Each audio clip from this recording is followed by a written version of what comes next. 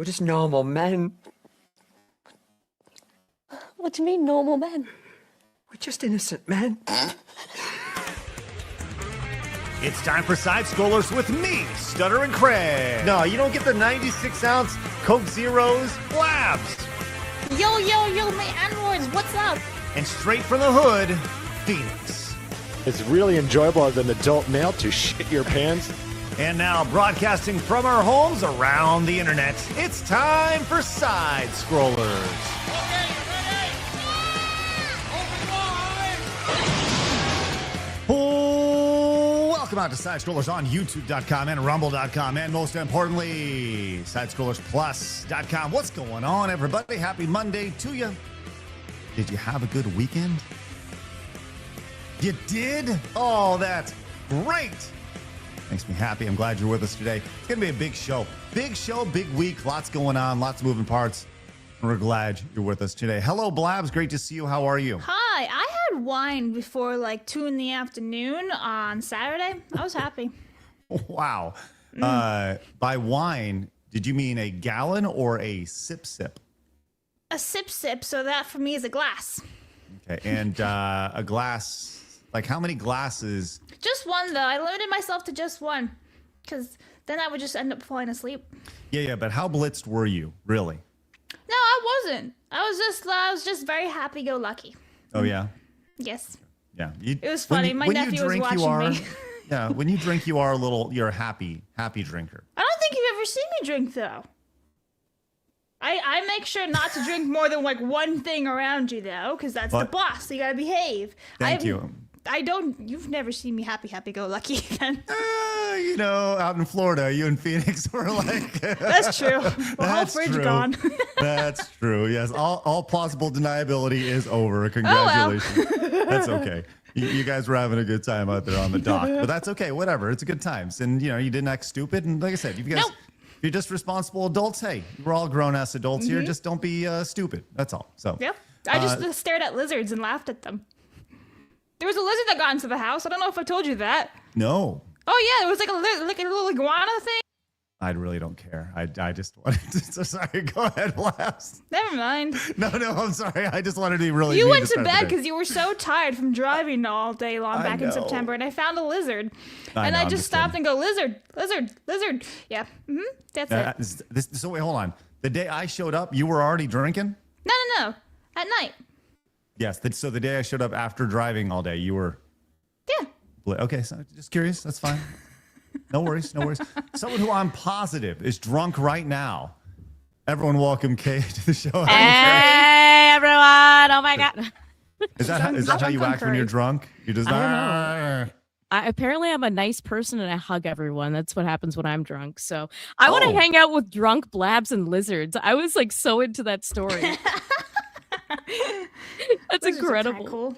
I think, Blabs is such a unique case where you could probably just, it's like a cat with a laser pointer. You know what I mean? Yes. You just kind of put it out there, get drunk, and you're like, and she's like, that's why I love Blabs. It's like, it's always a good time. You dangle keys in front of me. I'm like, ooh, shiny. Oh, we know. We are well aware. All right. Well, listen, Kay, how you doing? You doing good? I'm doing good. I had a great weekend of video games, and I hope we get to talk about those games that came out. Oh, boy. We are certainly going to be... Listen, on the #1 video game podcast in God's Green Earth, you would think that we will talk about video games. As a matter of fact, we're going to talk video games today. It's going to be a big day. That's right. Someone who, may be drunk as well, definitely played video games this morning. Everyone welcome Mitsu to the show. Hello, Mitsu. Great to see you. I am not drunk yet. But yeah. I did play video games this morning. Thank God for Helldivers 2. Oh, good for you. Good for you. Are you? Where does Helldivers 2 rank in your list of best video games of all time? It's like a 7 out of 10, but it's a fun one. Most video games have been struggling these days, so get on the struggle bus. Yeah, which apparently is what happened with this weekend with Kay, which is great.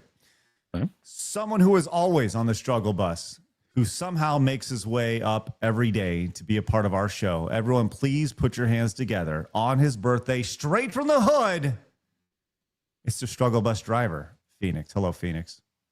I'm trying to think of a segue. Yeah, I'm the struggle bus driver. How you all doing today? Honk, honk. There you go. Honk, honk. It's good. Yeah. Glad you're with us today, buddy, as always. It is apparently episode 760 of Side Scrollers today. Yeah, I thought I'd show that in the run sheet. That's cool. I appreciate that. Keep that going. I like the idea of tracking where we're at. On Mondays. I think you should do it on Mondays. Every day. We should have an idea of where we're at on our grand journey to 1,000, I guess. Maybe at 1,000, we just quit. We're done. No, we'll keep going. That's good. There's actually kind of irony because this show is a spiritual successor to Side Scrollers when I first started on the internet 20 years ago. And we've actually done twice as many episodes of this as I did of that show at this point. So fuck off, old Craig. That's right. Or yes, young Craig. What an idiot. But if you are new, make sure you guys hit the subscribe button. Join the 140,000 strong over on YouTube. The 40,000 plus who have found us over at rumble.com/sidescrollers, wherever you're tuning in. Hi. It's great to see you. Okay. A little bit of housekeeping, if you will. This weekend, well, actually on Thursday. Well, let me just kind of go down the list really quick. I need everyone pay attention. Pay attention, kids. All right, we got some things we need to tell you, okay? So, first and foremost, I have bad news. A close personal friend of mine died. That sucks. So, on Thursday is when that close personal friend's memorial is. And it just happens to be during this show, usually during this time slot, right? That sucks.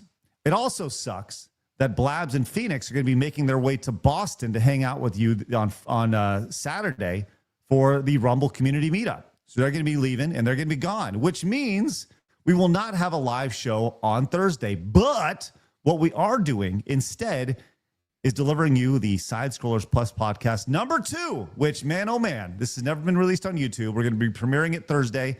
We want you guys to have a little bit of us every single day, and we're going to deliver it to you guys. So on Thursday, we'll have a premiere of the Plus podcast number 2. Should be a great time. Now, so everybody got that? So no live show on Thursday, but a premiered show that has never seen the light of day on YouTube yet. And let me tell you this right now. We were scared.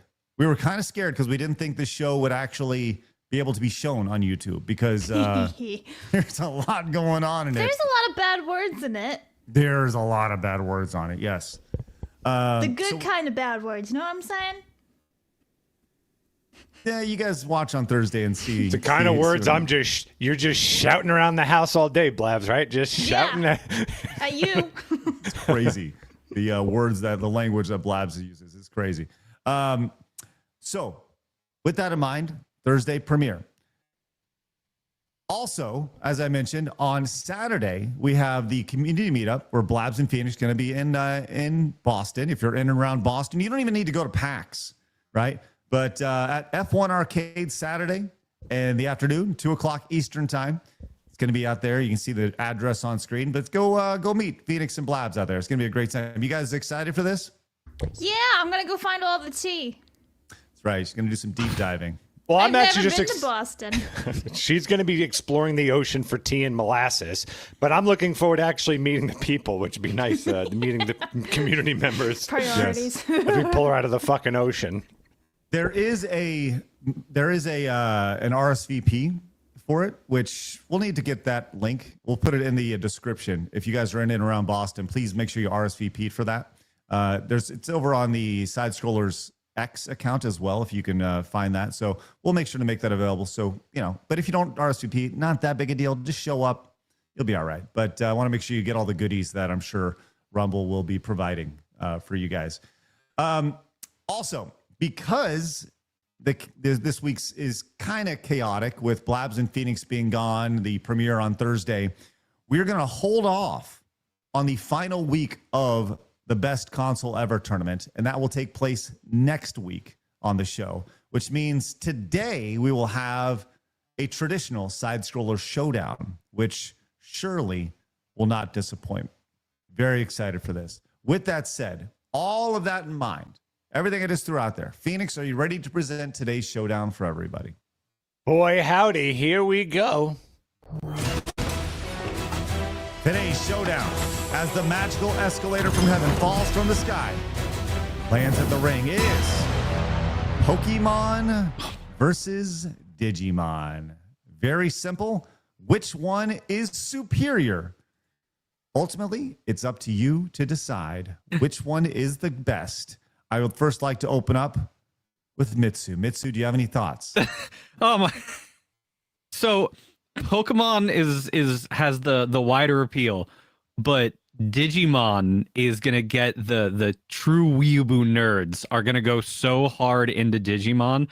I think Digimon might win out of people actually just throwing ridiculous amounts from the few people who really, really love Digimon. Okay. Easiest in the world. I'm a huge Digimon fan. I've always said Digimon is better than Pokemon. That has always been my opinion. Does Pokemon have Piedmon? No, don't think so. The first 3 seasons are peak.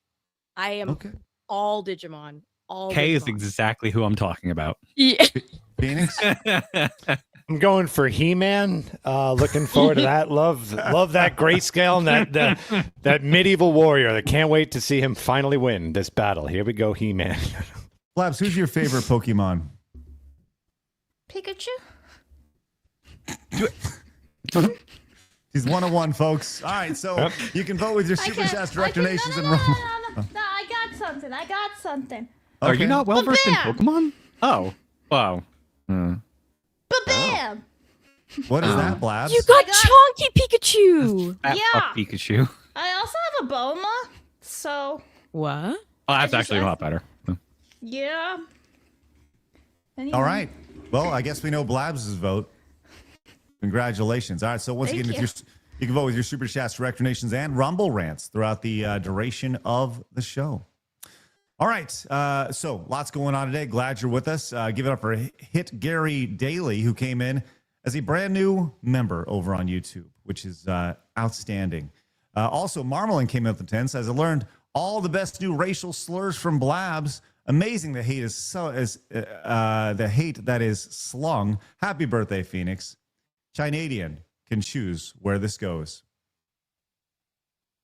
I'm guessing that's Kay. You get to choose. Am I the Chinadian? It's Digimon. Anytime I come up, it's all Digimon. Okay. All right. Let's that do sounds it. good. It's literally in the song. They're the champions. Exactly. Yeah. Peak. We ignore Here. Angela Anaconda though. Don't talk about her. I'm sorry, Charlie. Okay. What now? You My guys don't know Anaconda don't. You don't know about the Angela Anaconda controversy with Digimon? The No. movie was in theaters, and the opening intro was Angela Anaconda, which is this extremely ugly, like animated cartoon that everyone hates. It's awful. And she just like spoofed the Digimon intro, and it was the worst thing I've ever seen. And there's a copy pasta where it broke up some marriages and stuff. That's the Oh, wow. Yeah, so Okay. Digimon fans are not so big on the Angela Anaconda.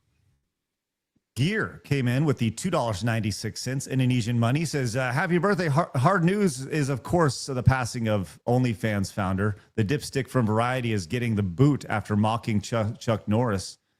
Wow, we're going to get to that story immediately. I did not see that. Whoa. Wow. Oh, that's excellent news. That'll be good. Salty Bum Ryu says, Digimon, Digital Monsters, Digimon are the champion. That's 5 right there for Digimon right there. And Cthulhu Waifu came in with 10. Says, Mahong, normal men and normal ladies. I saw Digimon just for Beelstarom. Thank you. There's 10 for Digimon right there. Bentley Guy for 10 says, hey, side scrollers, I want to thank Kay for her profound love of 3 houses. Oh, sorry, for 20. Says, profound love for 3 houses as my boy band song of the game has gone platinum. With that said, I'm still perturbed with Phoenix and his gay N64. $20 for Pokemon. That was a big upset. Gay N64. Do you have the purple one? No. This is has to do with on Friday, the upset of the century here. As Phoenix, would you like to fill Mitsu in on what happened on Friday? Oh, wow. Yeah, so it was the N64 versus the PlayStation 2 and the N64. It dominated. I don't even remember the numbers, but it was like $4,000 or $5,000 for the N64 and I think $3,000 or something for the PlayStation 2. It handedly kicked the living crap out of it. It's a shame because both consoles are great, but I was so excited to see the N64. Centrism TM, PS2 should have won that. Let's be real. No, No, it was N64. I'm Correct very decision was made. the correct exactly bingo. Yeah. But more importantly, PS2 should have won that. but more importantly, just seeing everyone upset makes it that much better.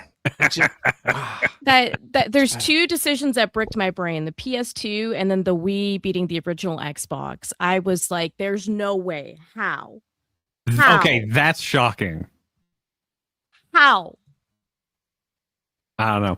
Don't ask. N64 should have won that though, 100%. N64 has a tighter library and has higher quality in their game library of the like 400 and some odd games that were made. It's like 460 some odd games, and it's just a tighter and higher quality one, and they're more meme worthy. There's like 10,000 PlayStation 2 games, but it's fucking what? 50 of them were great, and one of them's Katamari, and then the other ones we love Katamari. So you got 48 left. All right. We will, let's see. We have Romer for 1337 Canadian says, Digimon was my favorite show growing up. They knew how to do character development, even with Adventure Try, which was flawed from the second half. It was better than dragging it for 20 years. There you go, right there. Thank you so much, Romer. That's for Digimon as well. Call sign Hush for 359 says, put this on Pokemon. My boy Absoly is number 359. I'm sure I butchered that. Absol? The Pokemon, I think. Oh yeah, that's an L. Sorry, yeah. it's in a thing. Zippius for 5 says, listen to Kay. She's wise beyond her years. The first couple of seasons of Digimon were peak. The themes were more mature and complex than Pokemon. There we go. There's five for Digimon. All right, let's get a quick update, Phoenix, on our Digimon versus Pokemon battle to start the show. It's still early. Early results tally show. Very early for these two things that I know so much about. $23.59 for Pokemon and $53.37 for Digimon. All right. Excellent. Well, there we go. Thank you very much, Phoenix, for that. Appreciate the update on that. We'll be tallying that throughout the duration of the show. Appreciate everybody being a part of what we got going on. Would you mind doing us a favor? Hitting the thumbs up button. We've seen a direct correlation between discoverability on YouTube and you guys simply just tapping that. So when you guys pop in, it's not just our show, it's a show on YouTube. Just hit the thumbs up button and let them know that you're there watching, because it says, hey, we're engaged. We're watching. Well, look. Who is this guy? It's Crazy Ernie from Crazy Ernie's Used Car Emporium. Yes, Crazy? I got both Pokemon Red and Blue for my birthday when I was a kid. After getting all 150, all I got was a stupid diploma. This goes to Digimon. Oh, wow. Hippie Tree Hugger put us on a little roller coaster right there. That's $100 for Digimon right there. This could be a blowout. What a king. Early. What a king. This could be a blowout. Man, so mad. Everyone's so mad at Nintendo and Pokemon right now. It's unbelievable, really. Blabs, let me get Hippie Tree Hugger on the wall. You read off a few more of these supers that I have not yet to get to. All right, Itchy for 10 says, I am morally required to shit on Nintendo. Also, hearing the Butterfly OST remastered when Digimon Try came out brought me to tears. Pokemon could never pull that off. Thank you. Good. All right, Thank you. I got too many tabs open, not a window screen. Okay, Dirt is king, and that's his name finalized. For $10, says, my favorite Pokemon is Vaporeon. My second favorite is... I'm going to say Artichokes. He hasn't been in a Pokemon game since Sword and Shield, but the boy has seen like in 2 generations. Artichokes. It's like Archaeopteryx. Oh my god. It says Archeops? Archeops. Yeah, my guy, it's Artichokes. Anyway, give me my Dinosaur Burb back, Game Freak. That's 10 for Pokemon. Diz Eels Jizz for $1.99 says Chuck. That's Dizzle Jizz. Maybe, I'm not sure. Maybe it's Dizzle Jizz. I don't know. It's my favorite new rapper, Dizzle Jizz. Can you guys get names that are like legible? Thank you. It's the Diz L. Yeah, like Dizzle Jizz. Yeah, what the fuck? Chuck Norris accepted rematch with Bruce Lee. Thank you. Call for 5 says also Sly Cooper is better than Zelda. Don't at me. Hi, Kay. Hi. And Vescarbino for 5 says, would have voted Pokemon up to the black and white, but then your favorite Nintendo ruined it. Digimon for the win. Oh, wow. Yes! Okay. All right. Okay. We will continue to tally your submissions and votes. Use your direct donations, super chats, and rumble rants throughout the duration of the show. We're keeping track of those via a spreadsheet today. We'll see how that goes.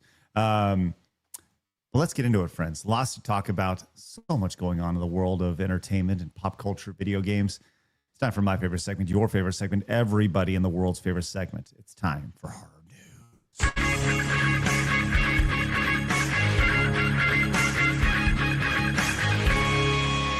Hard News. Now, look, last week we lost one of the best action stars of all time in Chuck Norris. We all saw it. It was big news, national news, nay, international news, nay, intergalactic news, as Chuck Norris passed on to the other plane when he chose to do so. Let's be clear. He was the one who decided it was time to go, not the other way around. And we also saw an outpouring of support and wonderful memes from Chuck Norris, which we talked about that on the show last week. And it was really great, fun way to celebrate Chuck Norris and the greatness that was. With that said, not everybody was super happy about Chuck Norris, because if you recall, Chuck Norris at one time was a Democrat and then decided, hey, I don't really like the way this is going. I'm going to be a Republican now. And that brings us to this insane headline from Variety. Chuck Norris was a great action star, but politics may overshadow his legacy over here. Simply for wrongthink right here. Now, this is almost 7 million views over on X, a very viral story. This happened right after our show on Thursday. What the fuck is this about? My quick question for the entire panel is, if he didn't pass away and we asked, like, what is his politics, would anyone have a surefire answer? The answer would be no, right? No one actually knew his politics. No, right? I view him as just like beloved amongst everyone. But I'm weird. Yeah. No, that's fine. Yeah, okay, so 1 out of 5 would have known his politics. Right. Yeah. Okay, so not many people would have known or cared. Not a big deal. Yeah. Not a big deal at all. And obviously, the response to this has been exactly what you just expected to be. This is, well, first and foremost, is like, who the fuck wrote this article? Well, he looks exactly like you think he would look right here. A bag of shit. There it is. Yep. Yes. Beautiful Bill. Honestly, kind of upset. Doesn't have his pronouns in his bio over here. The executive digital director of Variety. So this person is in charge of what's going out digitally for Variety over here. This has upset a lot of people. Now, there was the super chat we had that came earlier saying this writer has been fired. I can't find anything online saying that this person has been fired or not. He probably got promoted. They're like, great job in generating interest right here. I mean, legitimately, this did also deliver one of the greatest community notes possibly in history here. After it's so good that I had to screenshot it here. Chuck Norris killed his shadow while shadow boxing. That's why you never see a shadow when it comes up behind you. Chuck Norris can never be, quote, overshadowed. That's brilliant, first and foremost, and a brilliant use of the community note system. Mitsu, I think this really just highlights the divide behind the people at Variety, the people in Hollywood, and the average, just normal person. Are you really surprised, old liberal media? Not a lot of variety and diversity, I thought, huh? No, not at all. Not at all. I couldn't actually believe that they would throw him or try to throw Chuck Norris under the bus like that. Did they not learn from all the Chuck Norris facts that everybody was throwing out for the past 20 fucking years? Why would you do that to the bus? I mean, there are innocent people on the bus. Jeez. Chuck Norris can beat the trolley problem. Right. The same writer, by the way, actually chimed in when it came to Rob Reiner's death. And someone actually put these side by side between the two. Rob Reiner, his life and work in photos, from All in the Family to Princess Bride to The Bear. And then Chuck Norris right next to it. You can see the headline right there. Tells you pretty much everything you need to know about Beautiful Bill over here and his stupid punchable fucking face. Matt came in, says, you absolutely cannot hate the media enough. This is total trash, absolute garbage, bullshit, propaganda nonsense, leftist ideology trash. Screw you, Variety over here. At what point do people like Variety is not exactly seen as a reliable source for a lot of stuff, or is it still? Is this still one of those like things that Hollywood people are really into? And I don't know. I'm legitimately asking, does anybody look at Variety and be like, that's a source that I trust? Isn't Hollywood dying anyway? Like, is it even like what power does Variety really have over the cultural zeitgeist anymore? It feels like the death throes of an old legacy brand for media, just trying to gather clicks off of what otherwise people would just say, oh, he's a great man who just passed away.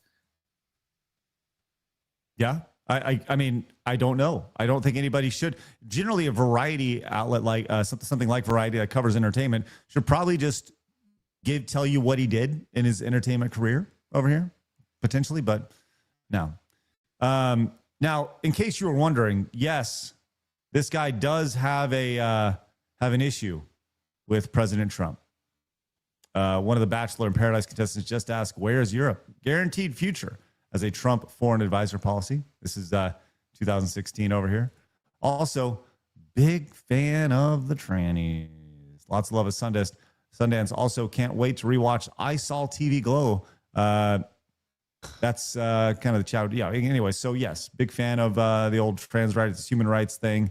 I don't even know if this is a man or a woman. The dating pool for women has really gone to shit with all these limp-wristed ass fucks. Good Lord, look at this bag of fucking wet shit. This human being with a clown wig on, who obviously has the worst taste. Why is he even running anything? Look at the taste that he likes.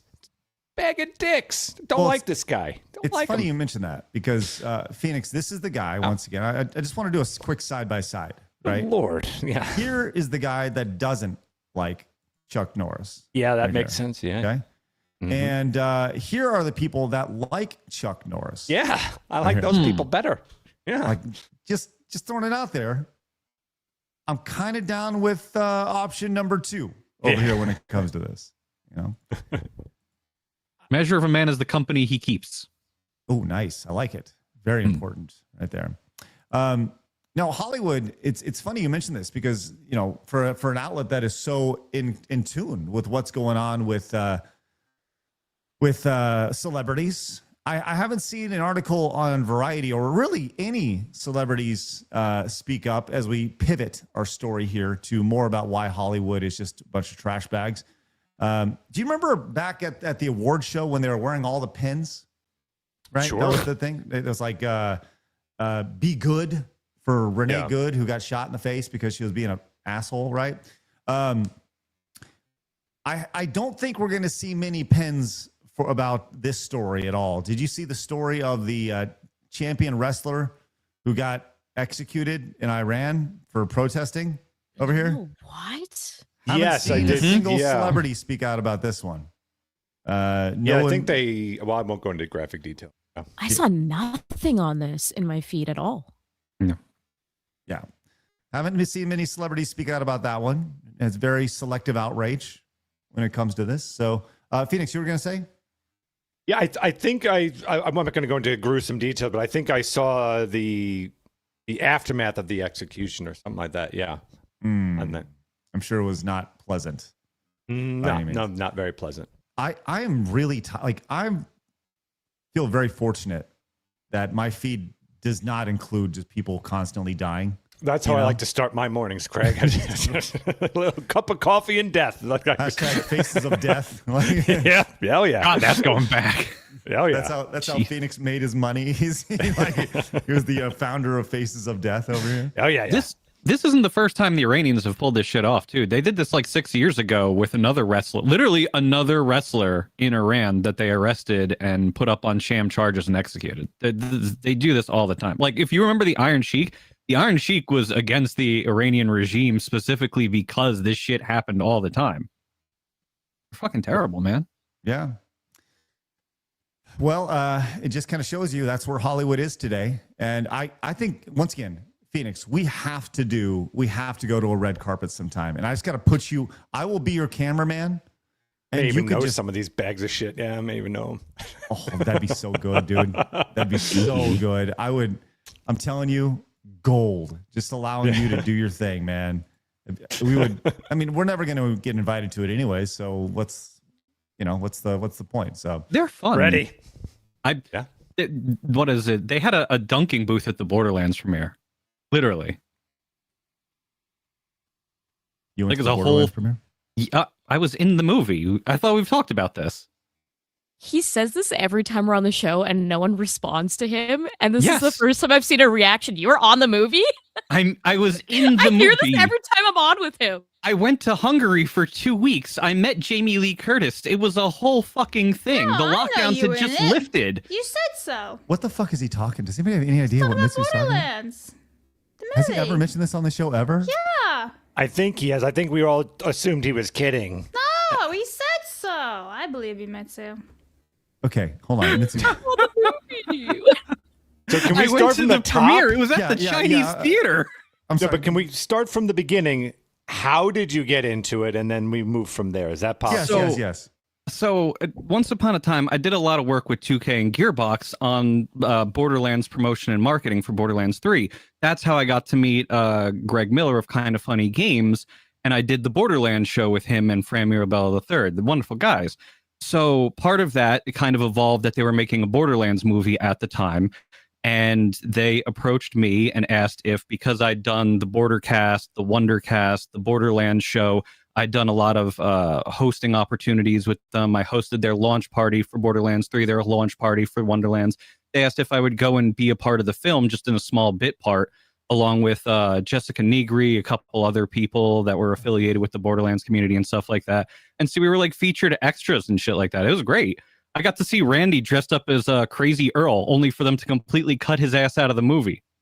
He had to be in makeup for like 13 hours to wear a bald cap that he constantly had to drain for 2 hours every time. It was amazing. They cut out Randy Pitchford. I've not seen this movie. I'm sorry. I know you're in it, but like, No, I'm in it for like 1.5 seconds, and the movie's not so bad. It's good. It's not like a Neil Breen film. You only It's not like say that because you're in it. No. No, I'm you're not saying even it's going to say just that it's bad. I'm saying that legitimately, it's an okay movie at best, and it's not a good movie at all at worst. It's not redeemable by saying, "Oh, it's so bad, it's good." I'm not even going to go down that road and like try to pretend that there's something good about this movie if you don't like it. You know what I mean? So yeah, it's a whole story for another day. But I was there for 2 weeks right after the lockdowns lifted. The masking policies were hilarious because the entire country was open, but the studios were fully masked all the time. But they had all these signs around with Borderlands characters that featured the movie and stuff like that. Yeah, it was a very, very surreal experience. And then to be invited to the premiere too, and see everybody. I've got red carpet photos. I should send them to you guys sometime and stuff like that. I was just looking at one the other day of one of them making friends with Jamie Lee Curtis right on the carpet. That was also right after Jack Black had suffered that controversy. So he did not come and say hi to any of us because I think his publicist wanted to keep him away from all crowds just in case. I don't. What controversy was this? Do you remember the Biggie. Tenacious D controversy with his partner saying all that stuff and everything? That was literally like the week before the premiere had come out. So they kept him far away from the fans and any media and press and stuff like that, unless they were like a verified outlet. So yeah, no, it was a whole thing, whole thing. Okay. All right. Well, thank you for your story. Thank you thanks for letting your me share it. bravery. No, it's wonderful. That's I'm glad that you are. I'm not the only Hollywood superstar here, as I was also an extra in the 2008 Far Cry movies from Ufa Bowl. Oh hell yeah! That I also got cut. Oh man. Well, I'll have you guys know that my brother defeated the stereotypes of being a black man. He was an extra in prison in Oz. Nice. Wow, that's good. That's good. I'm glad that he only further. It sounds like he absolutely further issued these stereotypes. That's wonderful. All right, let's go and get a couple supers real quick, Blabs, while I get the next story prepped, please. Oh boy. Okay. Oh boy. This is a lot. Romer for Canadian 5 says Chuck Norris isn't resting in peace. He's letting peace rest and handling things in heaven right now. Oh god, let me start from here. Dirt is King, and that's his name for 2, says this and last done for Pokemon. Justice for Artichokes. Alright, so what was his last one? Let me see. I think it was 10, wasn't it? Oh, I don't know. That's a 2 and a 10. Yeah, Dirt is King was 10, so that's $12 for Pokemon. Ooh, that's going to be close. Emerald for 5 says Digimon Tamers was the season of the show that stuck out to me as a kid, so 5 for Digimon. Thank you. VJ for $1.99 says Digimon is for the poors. Pokemon all the way. Yes, I'm extremely poor and I'm a Digimon fan. I don't care. I'm doubling down. Digimon's still better. I like that. Hero for 5 says I'm on vacation for 2.5 weeks so I can finally listen to Sidescroll's live stream from the beginning to end of just on my break. So that's 5 for Digimon. Thank you very much. Thanks, brother. Dan for Canadian 20 says, I'm going to vote on Pokemon. That's the only thing I grew up with. Digimon I couldn't even get into back in the day. So that's 20 for Pokemon. Tether for 5 says, for the VTuber collection, Tiny Pixie D is based Gremlin Energy. Would love to see her in a month. Almost lost her YouTube to a scammer. Needs the love. Digi. So that's 5 for Digimon. Thank you. Charik for 5 says, I want to be the very best like no one ever was. This goes to Digimon. Well, okay. Good move. Hey, nice. Con Air for 10 says, I'm saying this as a Pokemon fan. Digimon had a better anime and more diverse array of games. $10 for Digimon. Commodore fan for 10 says, Mahang, y'all, let's be 100% clear here. Both of these monster catching games suck major ass, but I'm so sick of Pokemon it makes me want to vomit. So here's for Digimon. And if the scarf MJF from AEW. Oh, nice. That would be me. It's a Burberry scarf and MJF from AEW. Burberry. Yeah, which is funny because I wore scarves like 10 years before fucking MJF ever even started wrestling. So fuck that guy. He's also a good He's hero. so mad, so angry. How much was that for Digimon? Oh, that was 10. Thanks. Red for 10 says, good luck getting through the airports with TSA being unfunded. I've heard waiting times up to 6 hours. Blabs can choose where this one goes. Well, I'm going 10 for Pokemon, please. Thank you. I'm basic, bitch. Gear for IDR 50,000. He says, seriously, this is the same writer from Variety who appeased OnlyFans by not mocking its founder's passing. A kid does better job than that crybaby. Thank you. Anthony for 10 says, at this point, the National Enquirer has more integrity than the mainstream media. Comrade for 5 says, I don't have a Christian in me, but Variety can go shove its rusty forks where it don't shine. Check is what most Hollywood stars should strive to be. Thanks, Commodore fan. And then Con Air for 5 says, Chuck Norris is a proper man and a true American that aged like fine wine. 07 to a legend. Thank you. That's a salute, Blabs. That's lead speak right there. Tenarian came in with 10, says, I suppose it makes sense for the N64 fans to have more money. They've got no games to spend it on. You can get you can get through the handful of good games on that system in a week. Meanwhile, I didn't even put a dent in my PS2 backlog for Digimon because boobs. There we go. Thank you, Tenarian. I couldn't hear him because the N64 won, so everything he said was absolute garbage. I couldn't hear it over all that losing. It's just amazing. That's just somebody who lost at Slappers Only every time. Mm-hmm. Mm-hmm. All right, I want to get to this clip here. We've seen Caleb Hammer. He's blown up over the last little bit. He's very blunt and awesome. I love it. I love everything about it. He had a couple people on his show, as I would describe them as shit libs, if you will. And I'll tell you what, this was quite possibly one of the biggest breakdowns I've ever seen on a show.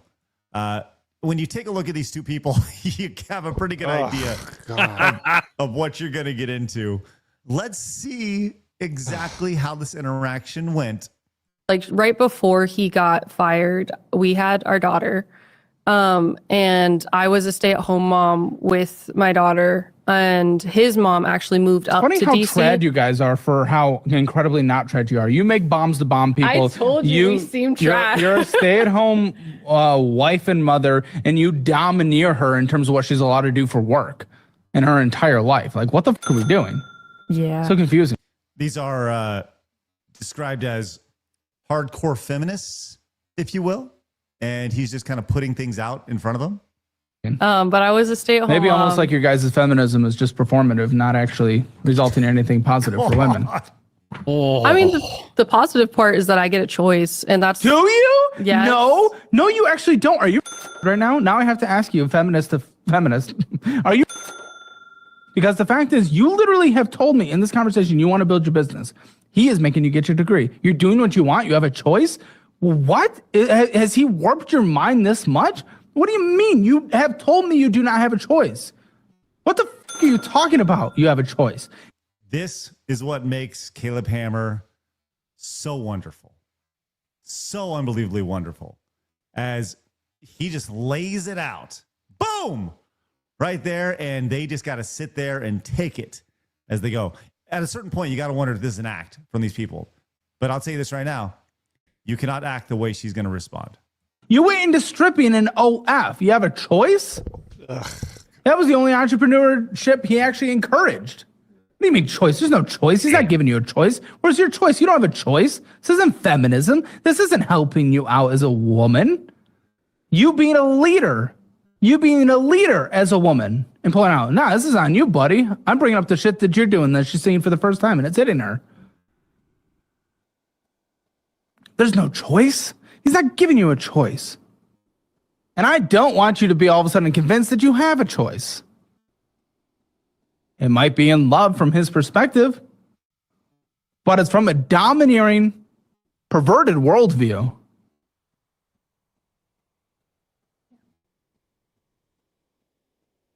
I need a break. Okay, take a break. Take a break. You're good.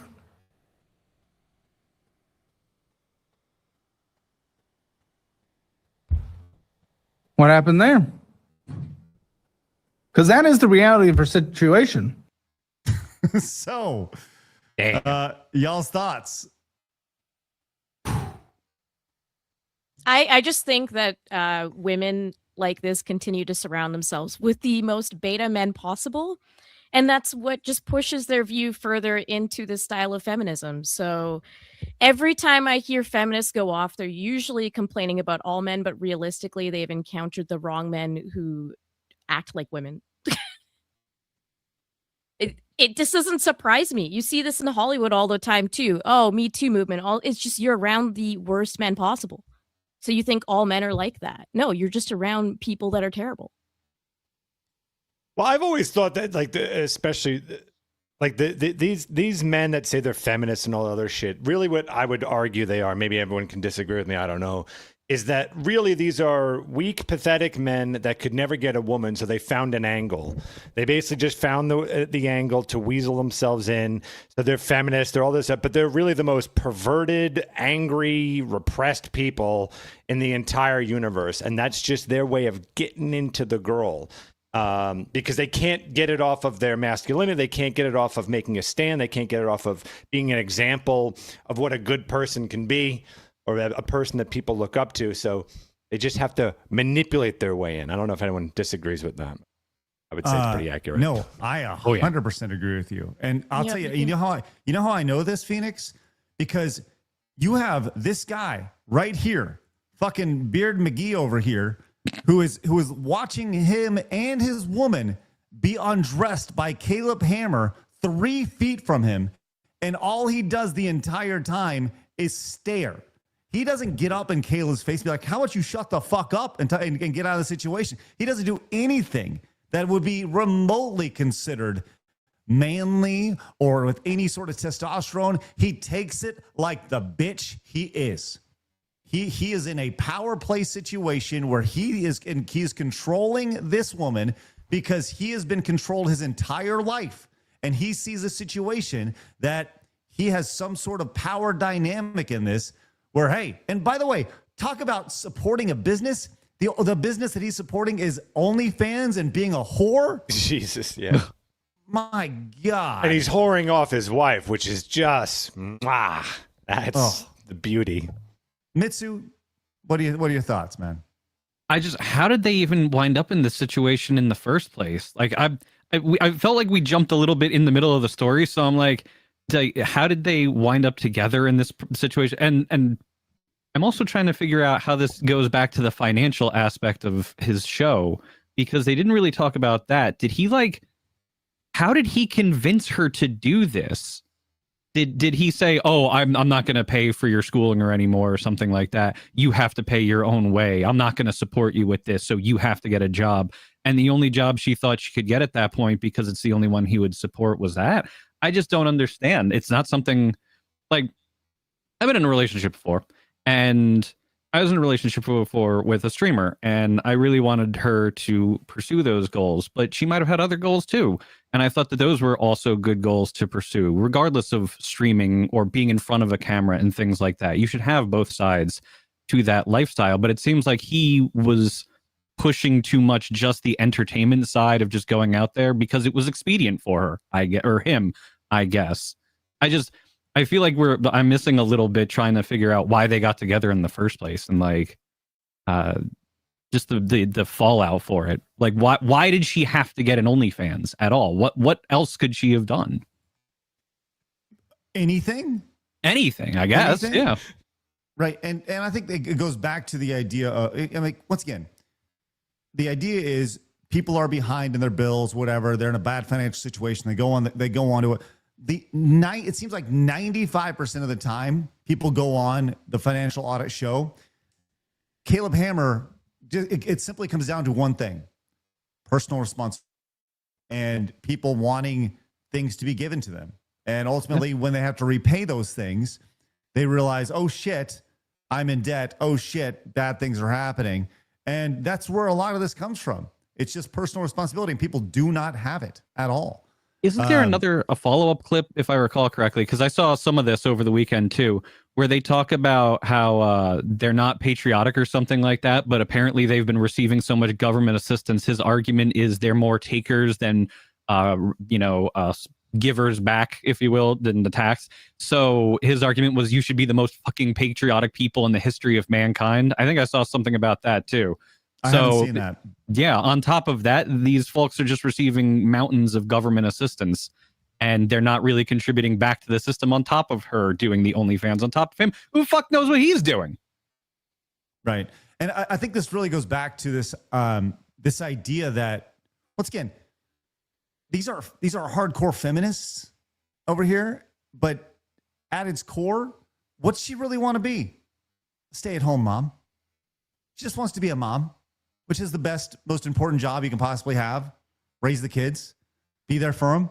Like, once again, you can pimp out your body all you want, and you can make all the money you want, and you can start all the businesses you want. But the most important thing you're going to build, you're going to raise, is your children. And that's the best and most important job you can possibly have. And that's really at the end, I don't know. I think all these, when you look at a girl like that and you see a man like that literally whoring out his wife, girlfriend, whatever, whoever she is to him, you want to talk about weak men. That's a weak man who's not going to go up and stand up for his significant other over there, who's not going to, like, as she's getting berated by the truth the entire time, he's not even going to say, yo, Caleb, how about you hit chill out just a minute, all right? You know, like, it's, that guy is the problem in the relationship. Yes, she is a big part of it, but that guy more than anybody else, he's the issue. Fuck that guy. Mm-mm. Can I just add? Yes. It's just too good a story not to. It's sort of in the. I had a friend, maybe watching now. I'm sorry to tell this story. I'm a little chatty Cathy, but every time I'd come over to his house, his wife was an OnlyFans whore. Oh yeah. Oof. And every time I'd come over, one of the first things he would offer me before a Pepsi, which I always thanked him for, but the first thing he would offer me is his wife. I could just, if I wanted, first 5 minutes, just get that done, and then we go back to playing games. Oh, okay. Yeah, he would do that to all the guests. Yeah, Craig. Yeah. Thank you, Phoenix. Appreciate that. When you say offer up his wife, yeah, do you mean sex? That is correct. And so you might be wondering, like, Phoenix, why would he do that? Because the only catch was that you had to be filmed. So it was just like easy content. So you're signing up for that. Now, granted, I did 20 or 30 of these films, but no, obviously no. It was gross. And when I looked at him, just as a dude, just like, oh God, like, good Lord, grow a fucking spine. I mean, it was just, what's happening to men is just atrocious. And again, I will always keep saying, I don't understand how I became Mr. fucking testosterone. That's how bad men have fucking fallen. It's bad when this guy is like peak masculinity. It's terrifying out there, Craig. Terrifying. You know, it's funny. I actually have a photo of your friend here. Is this him right here? Is this your friend? They look very similar, actually. Oh yeah, like really similar. Yeah. Wow. Okay. Wow. That's crazy. Hey Phoenix, good to see you. Would you like some of my wife instead of the first thing? I'm being dead serious. Like when we'd have parties, he would offer. We'd offer any of the guys there. He'd go, hey, if you want. But the catch was that you had to be filmed. So, how long ago was this? 2017. Or yeah, 2017. Oh, so she was a trendsetter getting ahead of the game back in 2017. Huh? Just out of curiosity, did they make any money on OnlyFans? Did they do well? Well, and again, I'm sorry that I'm putting all your shit out there, guy. She left him for another OnlyFans guy, and now they do it. Like, I guess he's a consistent guy, and then make videos together now too. Oh, that's good news. That's great. At least they're keeping it together. That's good. Yeah. So with the new guy, they make a ton of money. OnlyFans. They do. Yeah. Gorgeous. That's great. That's just wonderful. Yeah. Well, thanks for sharing that news. You're welcome. It's like sharing his wife. We like to pass it around. Absolutely. God. It's a very personal stories day on the show. Yeah. It's unbelievable. Right. Well, anyways, super chats, huh? I just want to talk about Digimon. Yeah. So in the first season, when Machinedramon shows up for the first time and uses Giga Cannon. Blabs, fire away. What do we got? All right. Erudite Fuzz for 10 says, grew up with Pokemon games, but Digimon has saber-tooth refrigerators with battleship artillery. Pokemon has sentient trash bags. Thanks. Reese for 2 says, do you ever wonder if a Pokemon trainer has to worry about stepping into a Pokepoo in the tall grass? That is one big pile of shit. Anyway, Erika is for 20 says, to have a friend, you need the courage to be one for Digimon. Golly. Hey, Digimon deals with shit all the time, so if you want those answers, go play a Digimon game. Young Stove for 2 says, Kay, look up Raziel makes pudding at 4 a.m. Oh my, that's such a good clip. It's the Rugrats clip. Man, I wanted to play Blood Omen recently, so that's funny that you brought that up. I need to rewatch that clip. Okay. I'm speaking a foreign language to Blabs, I know. Master for $9.99 says, I bought 5 copies of red, 5 copies of blue. When it came out, I gave them to my friends. I thought he was going to do a poem for a second, and then he didn't go for a poem. That would have been a nice poem, was that too. for anybody? No, okay. I guess not. Unless he's talking about Pokemon copies of red, blue, Pokemon blue, red. I think it's Pokemon. That's $9.99 Pokemon then. Cable for 5 says, I bought my daughter a Digimon and a Tamagotchi. She killed both of them. Okay. Nice. Diz, again, comes back for $1.99, says, flying home from MegaCon, realized Mr. T is on my flight. Let's go. Nice. And then Gear comes in and says, guy who corrected that feminist was right all along, and she made a bad choice for selling her body, not sold to someone freaky as Linoid. Wake up. Thank you, Gear. We're caught up. All right. I want to get to this next little clip. One of the hot button topics has obviously been immigration online. And Asmon Gold has been, popping off about his thoughts on immigration, right? And this brings us to this 1 minute and 42-second clip here and this comes from, keep in mind, a Hasan Piker editor who posted this over on X. We'll get to more Hasan Piker in a minute, but he said, Asmongold demands a, quote, solution to deal with migrants in America and offers to help ICE personally brutalize family members, okay? So we're going to take a look at this clip here, and then we're going to see the reaction to it here. What are you giggling about, Eric? Majestic opening face. Yes. Truly. Here we go. Someone's totally not going to edit that. No. All of this is by design. I say this over and over, and I will continue saying it. They are doing this on purpose. They are doing it so they can continue to fund these parasite migrants into our country. And that's the reason why. And by the way, for you guys that are in Europe that are watching this, the same thing's happening over there. The West has a huge problem that we have an infection and we refuse to admit that there's a problem. There is clearly a problem, there is clearly an affliction, and there is also clearly a solution. But just to be clear, has anything he said so far been wrong or abstract, or could be misstrued or misread as something that could be deemed problematic? Well, I guess the fact that he called it a virus to that group, I imagine maybe a problem. Okay. Not for me. Okay. Anyone else? Anything problematic he said so far? No, I don't know. Okay. Yeah, Asmon's got kind of milquetoast taste sometimes. So it's like, yeah, this is average opinion. Yeah. Okay. A solution, but they don't want to talk about that because it might make them feel bad. That has to stop. Like if I knew that I could get these people deported and sent back to fucking Guatemala or Somalia or wherever the fuck they came from, if I knew I could do that, I would take a break from my stream. I'd stream less so I could do that all the time. I would be packing these guys up every day. Oh no, I'd show up at their house with the ICE agents. I'd show up like Ash Ketchum. I say, guess what? Guess what? There's 10 for Pokemon. Get your shit. Nah, bring your family too. Let's go, boys. Come on. Get in the van. Welcome to the Me Too, the We Too movement.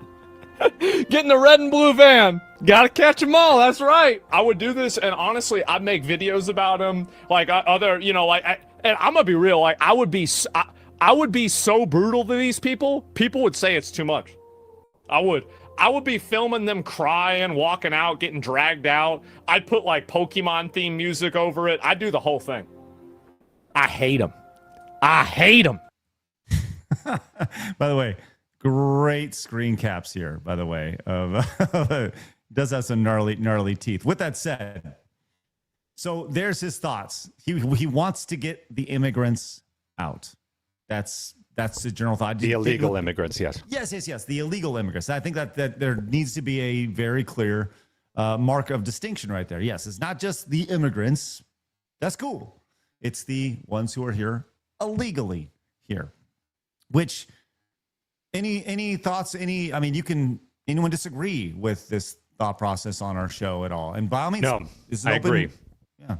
I agree completely, and I like the idea of filming them crying and all that other stuff. I like all that too. More of that, please. Huh? They have to go back, and you know why? Because shit's getting rough around the world. We refuse to admit that there's a problem. Okay, no, that's okay. Yeah. I'm like, God, are you talking to me right now? Yes. Are you fighting me for my opinions for once? But okay, well, your thoughts. This is just the average opinion to me. I don't have anything to disagree with, but I'm kind of like, yeah, and okay. I don't know. It's like, yeah, there shouldn't be illegal immigrants. Here's the and, Kay. Which brings us to Kind of Funny. Now, and specifically Andy Cortez of Kind of Funny. Now, look, I've said this before. I've never had an issue with Kind of Funny, right? I've literally had many interactions with Greg Miller. Is he over the top and ridiculous? Yes, it's kind of his character, right? He's a product of a different internet. With that said, I think that he fucked over Colin Moriarty and all that stuff. We all have established all that. But Andy in particular, and I've dealt with Andy when he was back at Rooster Teeth. I've dealt with him personally. I've met him many, many times. I'm sure Andy thinks I'm a giant piece of shit now. With that said, this is what he had to say about this clip. When Asmongold's dad died, it made things worse for everyone because now this dude has no one left to disappoint. No one close to talk sense to him. Just an ugly ass racist cretin talking to other ugly ass racist cretins over here. And that was his thought on this. By the way, I just want to point out that Andy, in his post, immediately locked the replies and made it only people that he followed and followed him could reply. Only some accounts. And here we have a response like this. the pit I get in my stomach when my own freaking relatives see commentary like this and go, yep, he's right over here. It's from Pixel Brave over here. A Roach King calling people parasites is pretty ironic over here. And, then we have this over here. Some of y'all crying about what Andy said. Look at what Trump said. Fuck Trump, fuck Asmongold over here. This is after Robert Mueller's death a few days ago. With all that said, this just goes back to the divide that we see here. And the idea of he knew he was going to get fucking ratioed on this immediately. And so now the only way for people to interact with this is through quote tweets. And we see all of the quote tweets here. And Demion coming in. Greg Miller's employee is celebrating Asmongold's father passing away. Gaming journalist, ladies and gentlemen. Smash. Kim says, taking shots at a dude by using his father who passed away is really high class, bro. To which, wouldn't you know it, Andy did check this one out and did actually go in and block him for this. And he said to Smash, he's racist trash, and so is your bitch ass right there. Just getting into the corner and fighting right here. Phoenix, you're not a big fan of Kind of Funny? No, I am not. No. I have to watch my words very carefully. Yeah. No, you don't.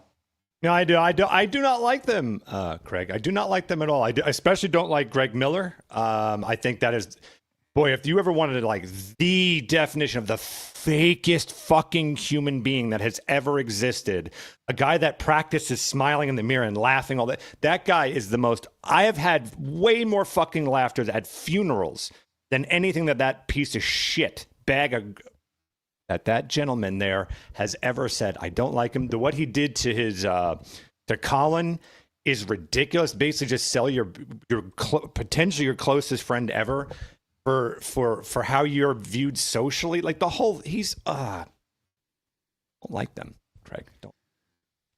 I apprate that. Yeah, I don't like that whole crew. I don't like the whole crew. The whole crew. Okay. All right. Yeah. Kay, have you had any interactions with Cortez and or Kind of Funny in the past? I haven't. I'm sure if I say even a word to them, I'll get instantly blocked because my opinions are way more aggressive than Asmongold or any of the people that he got mad at. So, yeah, I mean, no, I think they're all betas and I don't waste my time with them. I laugh at them from afar. They're all cringe to me. Mitsu? I wish I could say I had a bad experience with them to get mad at them. I worked with them on the Borderlands show for a little while, and I don't know. It was pleasant to go hang out at their studio. I got to hold a game award, which was really cool, and they're oddly heavy, but they never. Their public persona, everything that they did outside of that, I'm very well aware of it, and I know the feelings that people have, especially what he did with Colin, which wasn't cool. But business dealings aside, they are fine to me. But yeah, I can see, like I said, I can see why a lot of people would be very, very upset with them. You know, what's funny about Kind of Funny is I legitimately, like I said, I've never had any issues with them at all. Just personally, right? Now, professionally, yeah, there's all sorts of issues right there, but they are the industry. Like when you think of traditional video games journalists, they have become what they said they wanted not to be, which was IGN. Kind of Funny is IGN at this point. They are part of everything that people don't like about the industry. Yeah. And by the way, it does give me incredible happiness to know that we have more viewership on our show on a day-to-day basis than their show. That makes me very happy. I love that. Is it, a little bit of ego stroke? Abso-fucking-lutely. I love it. It's outstanding. So thank you guys very much for your continued viewership on a day-to-day basis. So any closing thoughts on kind of the general thoughts on Andy Cortez, Kind of Funny, and or his thoughts on Asmongold?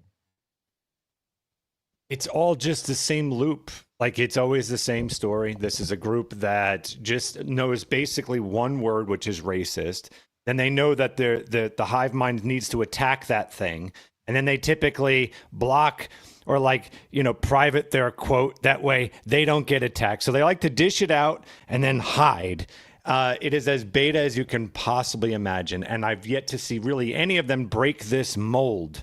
They're all just such steaming piles of bags of shit, each and every one of them. It reminds me of that old picture from like the old Gamergate days of an Anita Sarkeesian caricature, and she's flinging shit over the wall that she thinks she can get away with, and then they're flinging like tons of shit back at her, and she's like, "Oh my god!" Right. That's exactly what it's fucking like when somebody locks their replies like that. Oh, what a shame! What a shame, man. Like it sucks that like these are people that I've legitimately called friends in the past, and I've reached. To be clear, I've actually reached out to Andy in the past privately and just said, hey man, like, look, we may not agree on things, but I would love to actually have a conversation about things. And guess what? No response. They don't want to. Like that's you'll see this a lot on like a great example of like you take like Timcast, which is he's pretty much a centrist, but they can never get any liberals on the show because they're never willing to take any. They know they're going to lose when it comes to an argument. They just know it. They don't know anything because they just read headlines. They only go off of immediate emotion. It's just immediate emotion. No logic, no thinking behind it. Haven't researched anything. I just jump on something. So they're terrible guests. They'll never have that conversation. They know they will lose every time. And then even worse is they'll lose in front of everyone, which makes their hive get angry at them. So it's only a lose for them. There's no gain. The gain is to keep virtue signaling. That's what gets them clicks. Keep virtue signaling over and over and over to your little tiny little group, and that's it. What Phoenix said is incredible and completely correct. The thing is that they live in fear of being challenged. They don't want to get embarrassed on the stage of having their viewpoints pushed and to reach any sort of understanding, because then they completely lose their audience who would be mad at them for not being radical enough in their own direction. So that's why they don't go on platforms. There's one side that wants open dialogue, who is not afraid to admit that their viewpoint has changed or they're wrong or see something from the other side. And then there's the other side who just wants to continue to feel socially accepted. And so they're afraid of any sort of opinion that might change that for them. Phoenix, incredibly sad. I agree with you. It's funny. I watched a couple videos actually this weekend. One was a video about a former climate activist, and the other one was about it was another social issue, right? But the one thing that they said in here, and it very much mirrors what you said, it was they thought a certain way, but they were not allowed to question the narrative. And as soon as they did, they got labeled like something simple, like, well, it had to do with, the two that I watched. The first one was climate. And it's like, well, so we're not all going to die from this. And people are like, fuck you, you've been paid off. Fuck, and they immediately they became the enemy. Like immediately. It's just like, no matter how good you've been to people, as soon as you question, that's it. And I've been on the other side of this. I think most people who watch our show have been on the other side of these things where you go against the narrative, you are outcast. I mean, I just go back to like the previous brand that I launched with the Game Attack, right? Like I fucking taught one of those dudes how to swim in my pool. I was nothing but nice, but I went against the narrative. I didn't post the black square. I think a man is a man and a woman is a woman. And because of that, out the door, And you know what? Far better off because of it. So, all right. Blabs, what do we got? I had a cough, sorry. I was like, oh god. All right. Call for two says Phoenix just didn't want his Python online. Big old intro Thanks for right making there. me read that. That's correct. Claydex for 10 says Digimon Story Cyber Sleuth is better than any Pokemon game. Wargreymon is my boy. I don't know what I'm reading. I hope those are words. Based Wargreymon, let's go. That's a good choice. Years has put my super chats on the Digi because I'm a fan of Mimi TQ. I gotta look up what Yes, IDR Mimi! currency is. I'll come back to that one. That was for 10, Digimon right? fans showing up. I don't know. Okay. Denier for 5. I gotta do the currency exchange. Denier for 5 says, I know more masculine gay guys than some straight guys on Caleb Hammer show. Anyway, here's Nashville and Digimon. So that's 5 for Digimon. Mac for 5 says, won't be surprised if the coastal communes end up mandating cuckering and those populations vote for an en masse. Words. Striker for Hire says, out of all the mistakes I've made in life, at least I'm not Hasan, mod, or an editor. 10 for Pokemon. Denier also says, oh, we got that one already. All right, I'm going to clear that out. Thank you. B-Barrett for 5 says, Phoenix, I didn't know you knew James Gunn. That's a slow burn. I don't get it. Touche. Get it. And Shawnee D-Man Entertainment 92, that's the biggest name ever, says $5 for Digimon. And Digimon World for PlayStation 1 was a goated game. Yes. Modest Rat. Oh, this one's actually Craig's supposed to read one from Modest Rat. So. Oh, I got this. Let's go. Modest Rat came in, says, hey, bada bing, hey, I'm back from the dead. Was sick this past week. Can I choose Pal World? If not, let Blabs decide. I'm indifferent to both Poke and Digi. Thank you, Modest Rat. Well, I like Pokemon. So. All right. About By 5 the for way- Pokemon, right? Yeah. Yep. By the way, that IDR one was $1.18 to go on Digimon.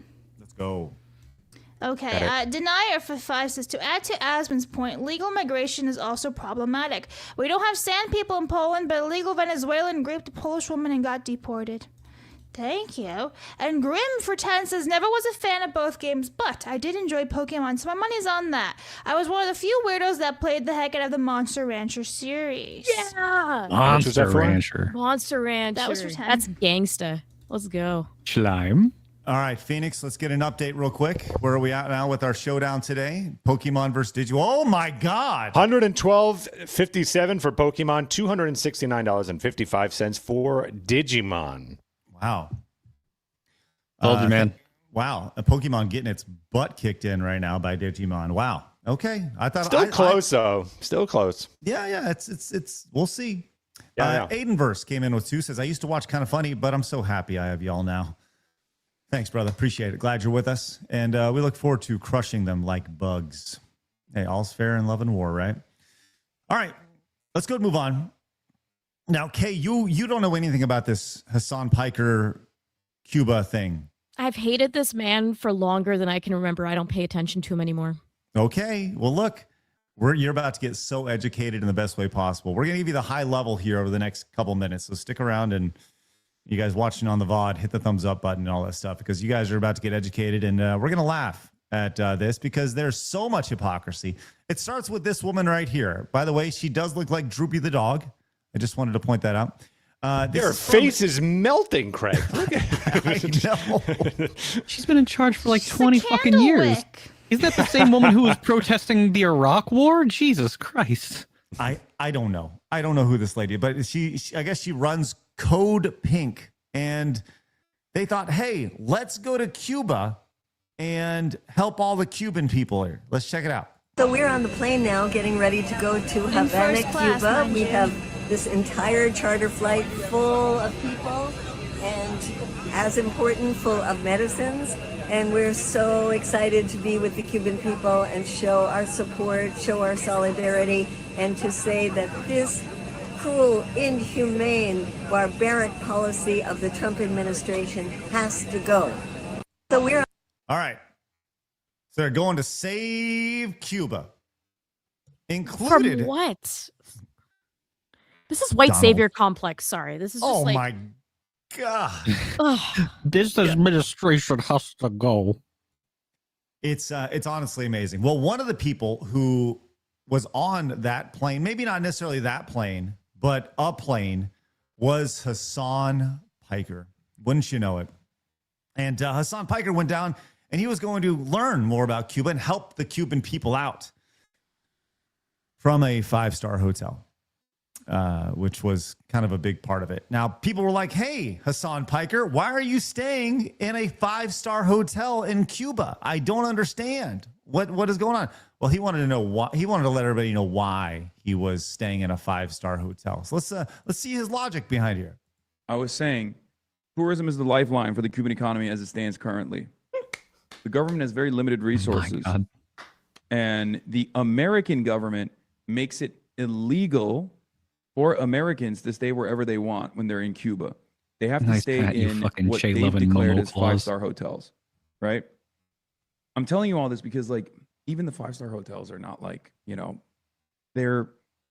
It's a Ramada Inn, It's obviously. not. right. I like how he says this all Shut up. casually, sipping his little coffee and everything. That's very nice. He looks like a fucking supervillain drinking his little coffee right there. But yes, He's trying so hard to channel Che. So hard with that fucking stupid ass hat and the stupid ass glasses and everything like that. He wants to be the next Cuban Che. Fuck off with this guy. You talking about Shea Rivera? Mm-hmm. Is that what you're talking about? 100%. Oh, okay, yeah. Okay. Well, let's see. It's like, hey, dude, like these 5 stars, they're like Ramada Inns over here. It's like a Holiday Inn Express. What are we even talking about here? What are you even talking about? It's not like it's what the American government has declared 5-star hotels. But regardless, in comparison to the situation on the island, it's prosperity pretty much. Now you may be asking yourself, why is his stream so shitty? All right. We'll get to that in a little bit. And experiencing that dichotomy has like definitely fucked me up. Definitely. Like if I were to ever, I mean not ever, but like I hope to come back, and when I do, I'll probably not abide by the American restrictions. Ooh, Good burn, Hasan. You got us. Wow. Now, keeping in mind, once again, I think it's important to notice that he talked about there are restrictions that the United States government was put on travelers down to Cuba. You can only do certain things, which leads us to one of the great community notes. U.S. sanctions on Cuba restrict U.S. citizens from lodging in accommodations owned by a Cuban government or connected figures. There are no limitations on quality over here. So this quickly got community noted over here, and then provides a list of prohibited lodgings and, various other things. It's very easy. So pretty much everything he's saying is a flat out fucking lie over here. Is this not for American safety? So I'm like so retarded on this topic. So I'm just trying to understand what's happening. So this is for American safety, no? Like this is not, what is he sparking about? Well, he's saying that, look, I have to stay in a 5-star hotel because this is what America says you have to stay in here, Kay. I got to be in the best hotels in Cuba while I'm here because the old American government making me stay, which obviously has been pointed out as just a giant bunch of bullshit over here. Geeky Sparkles from Clownfish TV says the entire spectacle demonstrates how idiotic and out of touch with reality these morons actually are. They can go live in Cuba for a year like regular citizens and then report back how it was. But they are getting the obviously the extremely catered version. So he's doing the champagne socialism thing in Cuba as well, not just in America. That's what I'm gathering. The whole I live in a mansion and everything's totally fine for the rest of you peons. Yeah, I get it now. Okay. No. Would you like to see the only video that you need to see from the entire trip? Of which course, I think yes. says everything you need to know. Now you're gonna start in the hotel here. In the hotel that they're staying at. This person is videoing. And watch what happens as soon as they leave the hotel. Beautiful, bright lights all over the place. Wonderful interior. I mean, this looks like that. By the way, not a Ramada Inn. Just throwing it out there. Not a Ramada Inn. Not a Holiday Inn Express. Looks pretty damn nice. A little chic. It's a red roof. Right, yeah. Wonder if breakfast is included in this, right? Okay, wonderful. Looks like a really nice, high quality. All the influencers going in here in Cuba as they're making their way around, exploring this extravagant, beautiful hotel. Right, look at this. There's wonderful seating area, restaurants. This is really, really nice. Let's go and make our way around the corner here and see what happens. Just kind of take a look. Oh, a nice Italian menu. Nice writing. Yeah, Blabs, what do you think of that? I'm sure you'd like to go to Cuba and have some Italian food. Yeah, when I want Italian food, my mind instantly goes to Cuba. Yeah, for sure. Then you make your way around the corner, and what do you notice here as you look down the street? Anybody notice anything? It got very dark all of a sudden. It sure did, Mitsu. Shit, it's like being in Seattle. Because all of the lights are out. The only lights you see are from headlights from cars and, It's like and little. instant Compton. What the hell? As the entire island has a brownout and blackout, so you can't see jack shit. Which I think that's really all you need to see when it comes to the haves and have-nots. Quite literally, yeah. Yes, it's amazing. I mean, I don't know if there's a better metaphor or a description, a visual description of the champagne socialist nature of all this. But wouldn't you know it? Hasan Piker is going to tell you why it's great that people don't have power. It's going to be awesome. Check this. This is like the mental gymnastics is spectacular. It's incredible. It's truly one of my favorite places officially. I totally understand why Will was saying that about Cuba. It's remarkable. The people's resilience is remarkable. There's like rolling blackouts that take place throughout the day, every day, all around the country, right? 11 million people. But today is a beautiful day out here. It's like 75 degrees, sunny. People are partying. People are partying in the fucking streets. I don't know if it's like an island mindset. I don't know if that has something to do with it. I'm sure that has something to do with it, but like, they're just chilling. Like, hey man, people The like Brits not famously having known power. for their party mindset. People love not having power and be able to, have electricity and stuff. They're just gonna, go party, y'all. Sounds great. That's what people really love when there's, only when it's 75 degrees outside. Just a party island mindset. I don't even understand what's going on. What do you say? How can you even respond to this? I don't know. I'm shocked, and that people are still buying into this. People are still buying into seeing this. And you have Cubans who are posting like, dude, what the fuck is this guy talking about? Right? I'm from Cuba. I've lived it. This guy is getting a very curated experience that is just like when he went to China a couple months ago, right? Literally delivering propaganda, government propaganda here. And he is openly admitted he is a propagandist. I don't understand how people cannot see through this shit. I am convinced his entire audience has the combined IQ of a bedpan. Like, there is no way that you can continue watching this guy. And how many times he has to keep coming up with an excuse after excuse for his wealth and all this other shit. And every time you're just like, yeah, that's logical. That does make sense. They have to keep ignoring this.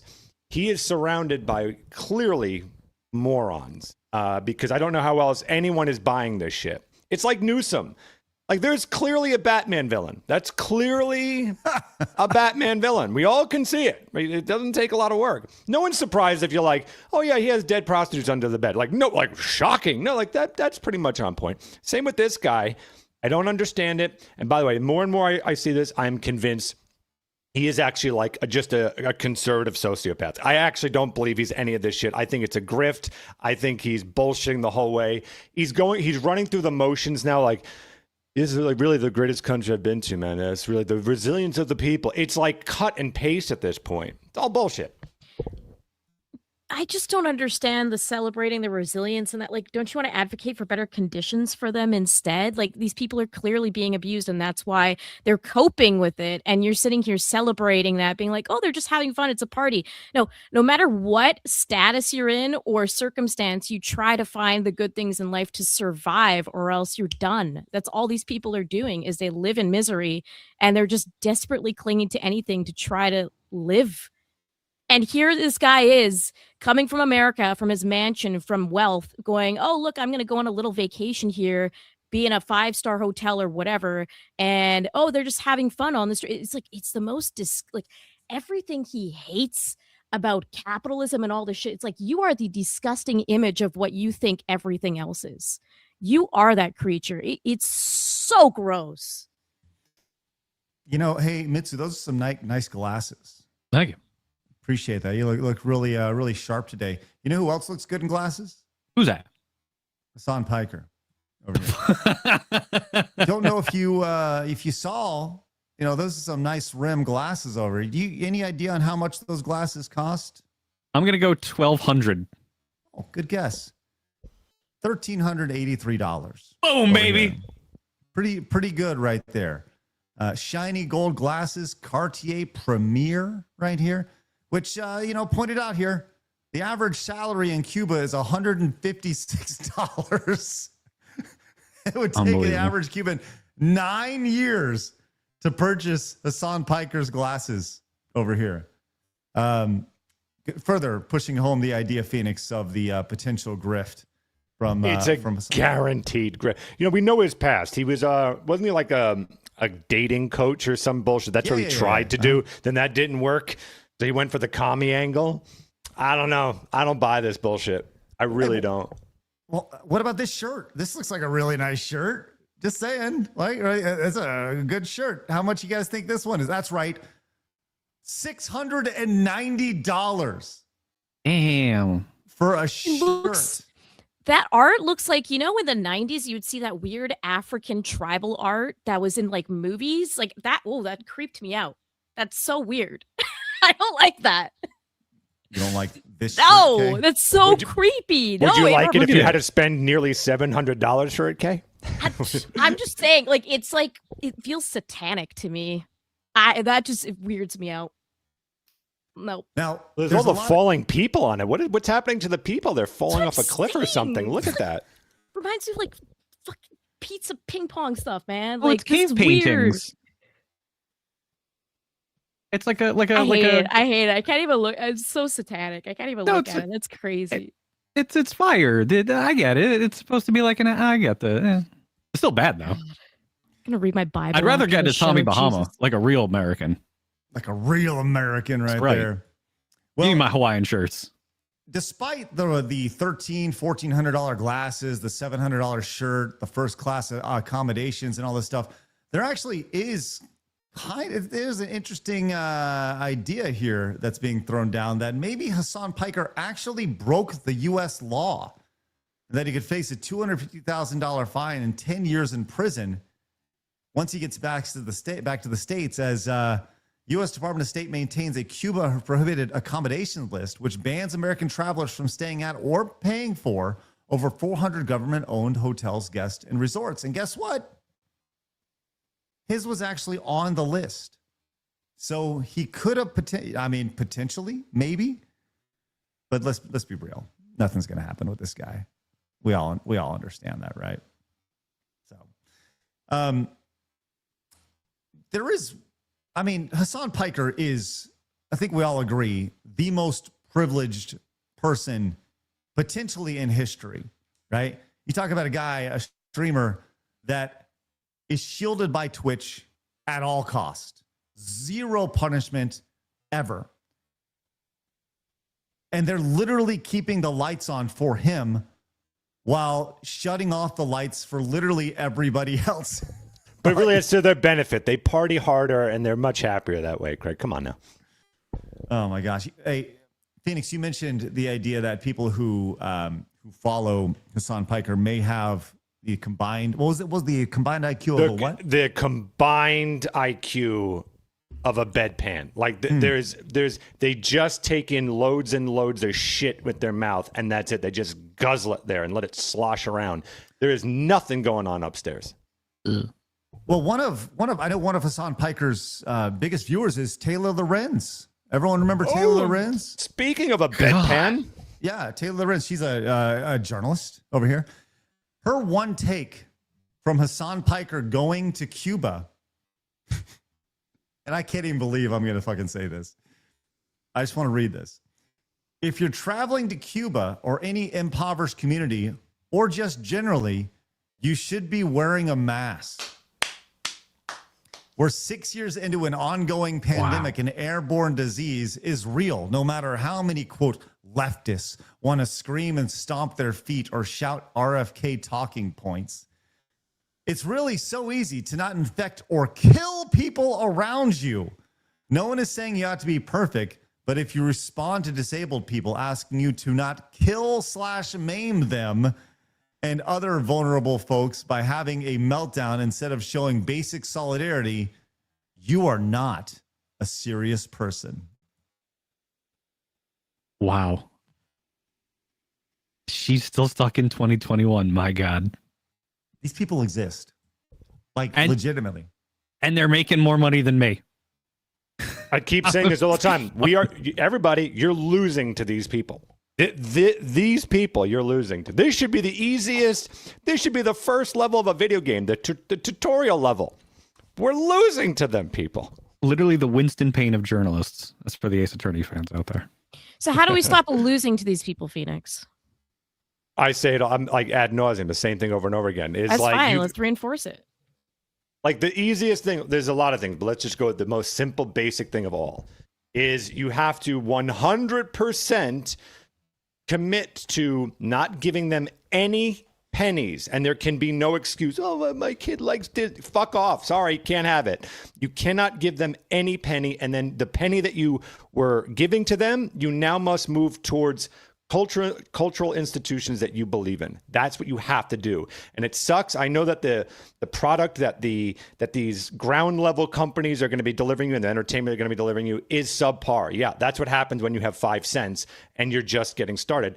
But sorry, tough shit. You've got to give it to them, because then that's how you get your culture and your voice back. And once you have the culture and voice back, you're grabbing the microphone from them, because right now they have a megaphone and you can rant and rave in the crowd as much as you want and how bad things are and blah, blah, blah. They can't hear you. They hear the big megaphone owned by them. You're going to have to make your own megaphone that's bigger than theirs. Stop giving them money entirely. I don't mean front facing, not like, okay, I'm going to do this, and then you still have your subscription. No, get rid of it.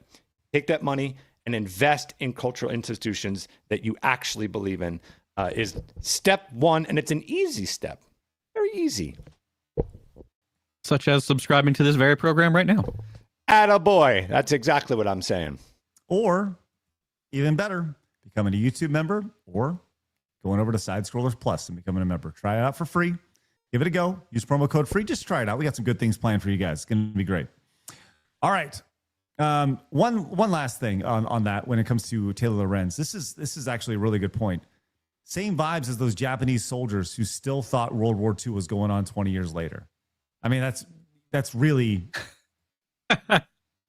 yeah. It's just genuinely dented behavior. Like, I don't even know why we're talking about masking or anything at this point. Like, you know who's not a serious person? You for talking about this. What?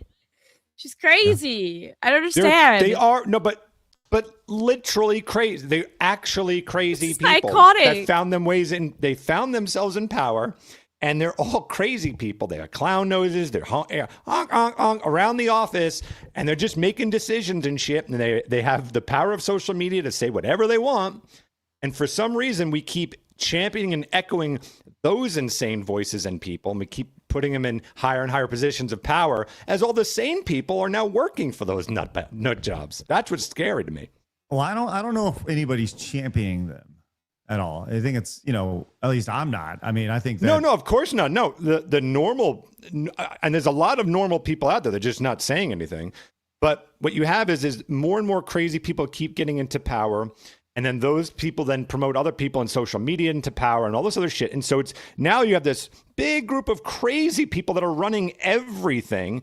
And they have the big domineering voice where even though we have the masses and the numbers, we still don't have that megaphone. So they just sound like they're everywhere and they're everything, but they're all crazy. They're either grifters or they're crazy. It's one of those two. There is no in between. No, that's it. It's just those two. It's become systemic, and that's why Doge and removing the funding from USAID was so important, to be able to get a lot of that money out from people who were promoting those ideals. And it's had some limited success so far, but I don't know. I think we need to see a lot more along those lines, especially over the summer. Agreed. No. Bentley guy came in with $50. Says I have to give props for Phoenix for not releasing his trouser Ekins. Ekins with his friend's wife. Here's a little more love for Pokemon as these silly kids are voting for Digimon. Digimon is bad, okay? Thank you so much, Bentley guys. You're a Get Three you on the Houses wall. fan, Shane. All right, we got beef. No, I'm just kidding. We don't. Your have beef. opinions are bad. Okay. And I don't It's one think thing that you like Digimon's that. bad. It's another thing to hate Digimon. Trick Daddy 316 came in with $199.99. Says here's $199.99 for Pokemon to make competition fun. Also, Craig, what are your thoughts on Iowa eliminating last year's champion Florida out of the tournament? Well, I'll tell you this. I have very much enjoyed the basketball tournament over this past weekend. It was really, really fun to watch. That was shocking to see Iowa knock off Florida. I thought Florida was going to make a deep run. And there's your basketball talk for the day. So, yes, I'm honestly, quick side note when it comes to that, I thought Texas Tech was going to be eliminated a little earlier because they lost their best player about a week before the tournament. And Trick Daddy, that's incredibly generous. Thank you very much. I love that Iowa's making a run at it. Go get them, boys. Iowa State also, man, they're making a run. So thank you so much, Trick Daddy and Bentley Guy. Let's go get you guys on the wall today. Absolutely spectacular. Blabs, fire away. Magnus Norris for $50 says you just hit the nail. You gotta read, my guy. You just hit the nail on the head because the people who should rule do not want it. Thank you very much for the $50. We will rule. Oh, okay. Youngster for 2 says Final Evolution made this grown man cry for Digimon. So that's 2 for Digimon. Thank you. So good. Bike Shorts for 10 says even though I grew up with both Digimon or Pokemon, give my money to Digimon because Pokemon currently is acting like a bitch ass. Digimon World 3, best game of its time. 10 for Digimon. Thank you very much. I'm very surprised by that one because I thought shorts were comfy and easy to wear, so that was an easy Pokemon vote. What? Anyway, Zippius for 5. I'm genuinely grateful that we have you guys. The number of creators that went woke actually makes me sad. Thank you for everything you do. Digimon for the win, and that's 5 for Digimon. Dance with the Devil. I do that all the time. For 10 says, I grew up watching both Poke and Digi on Kids WB every Saturday morning, but played every mainline Pokemon game since Yellow to ZA. Even though Digimon has waifus, I choose Pokemon. Best Pokemon is Steelix. That's 10 for Pokemon. Glugar for 5 says, one live stream from Cuba only cost 30 lives in a hospital. 5 for Digimon. It's not wrong. Mac for 5 says, look how resilient these people are equals look at how much abuse these people are willing to take when we piss all over them. Thank you. Oh, yeah. Knight for 10 says, I live in a shitty part of LA and Hasan never comes down to Skid Row to tell everyone how great it is here. Right. Bro, Skid Row is crazy. I went to Compton. I went to all of that. I just wanted to see what it looked like. It's scary. Yeah. So I feel for you, man. Magnum for 10 says, why are we talking about Turks who zap dogs? Great point. Soul Silver for 5 says, I can tell this fucking Nepo baby dog shocker wished to be Fidel Castro's son, parentheses Trudeau.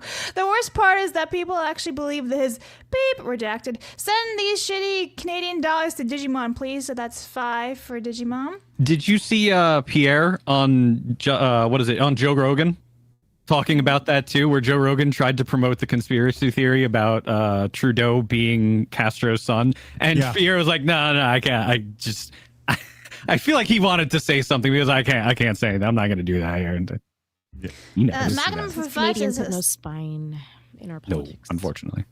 Magnus for 5 says, Hasan, Piker, and Tyler Lorenz deserve each other. Gross. Just think of their offspring. 1 IQ. VW Taz for 10 says, for Digimon, for reasons, and that shirt's artwork does look like a scene out of Logan's Run. Renew! So that's 10 for Digimon. Such a good movie. Please watch it, people. For 5 says, if we don't arrest Tim Walz, then we're not a serious country. Oh, good luck with that one.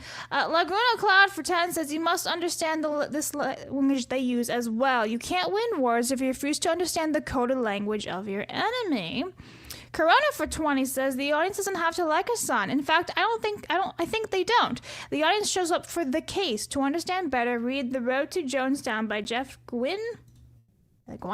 Thank you for that. Piker for 10 says, if Piker is for helping Cubans get off the private jet and donate his massive cash flows to Cubans, not going to happen. Thank you. John Kanji for 5 says, Mitsu persuaded Blabs to play Ace Attorney. She stopped at the beginning of the second case in the first game. You can't. It's really not that difficult, but thank you. Please? I'm named Mitsu because it's short for Mitsu Gureji. Yeah, no, it was because I didn't want to keep watching, like, playing it on a live stream. It wasn't very, like, good. It is hard to There's live not stream. enough I'll give you shooting that. things and killing things. Blabs needs action. It's true, a lot of voices, and it's more heavy on the investigation That's stuff. something I would play, like, when on a sick day in bed, not on a live stream. Snake Shadow for 1999 says, to Phoenix's point, I used to subscribe to Twitch until the normal streamers began saying leftist crap and told viewers to unsub if you don't adhere to their values. So my money went to side-scrollers. Good, thank you. Thank you. There you go. And Magnum for 5 says, you botched my magnum opus statement. Listen, we are masters at botching things here. Like on Bocce the Rock.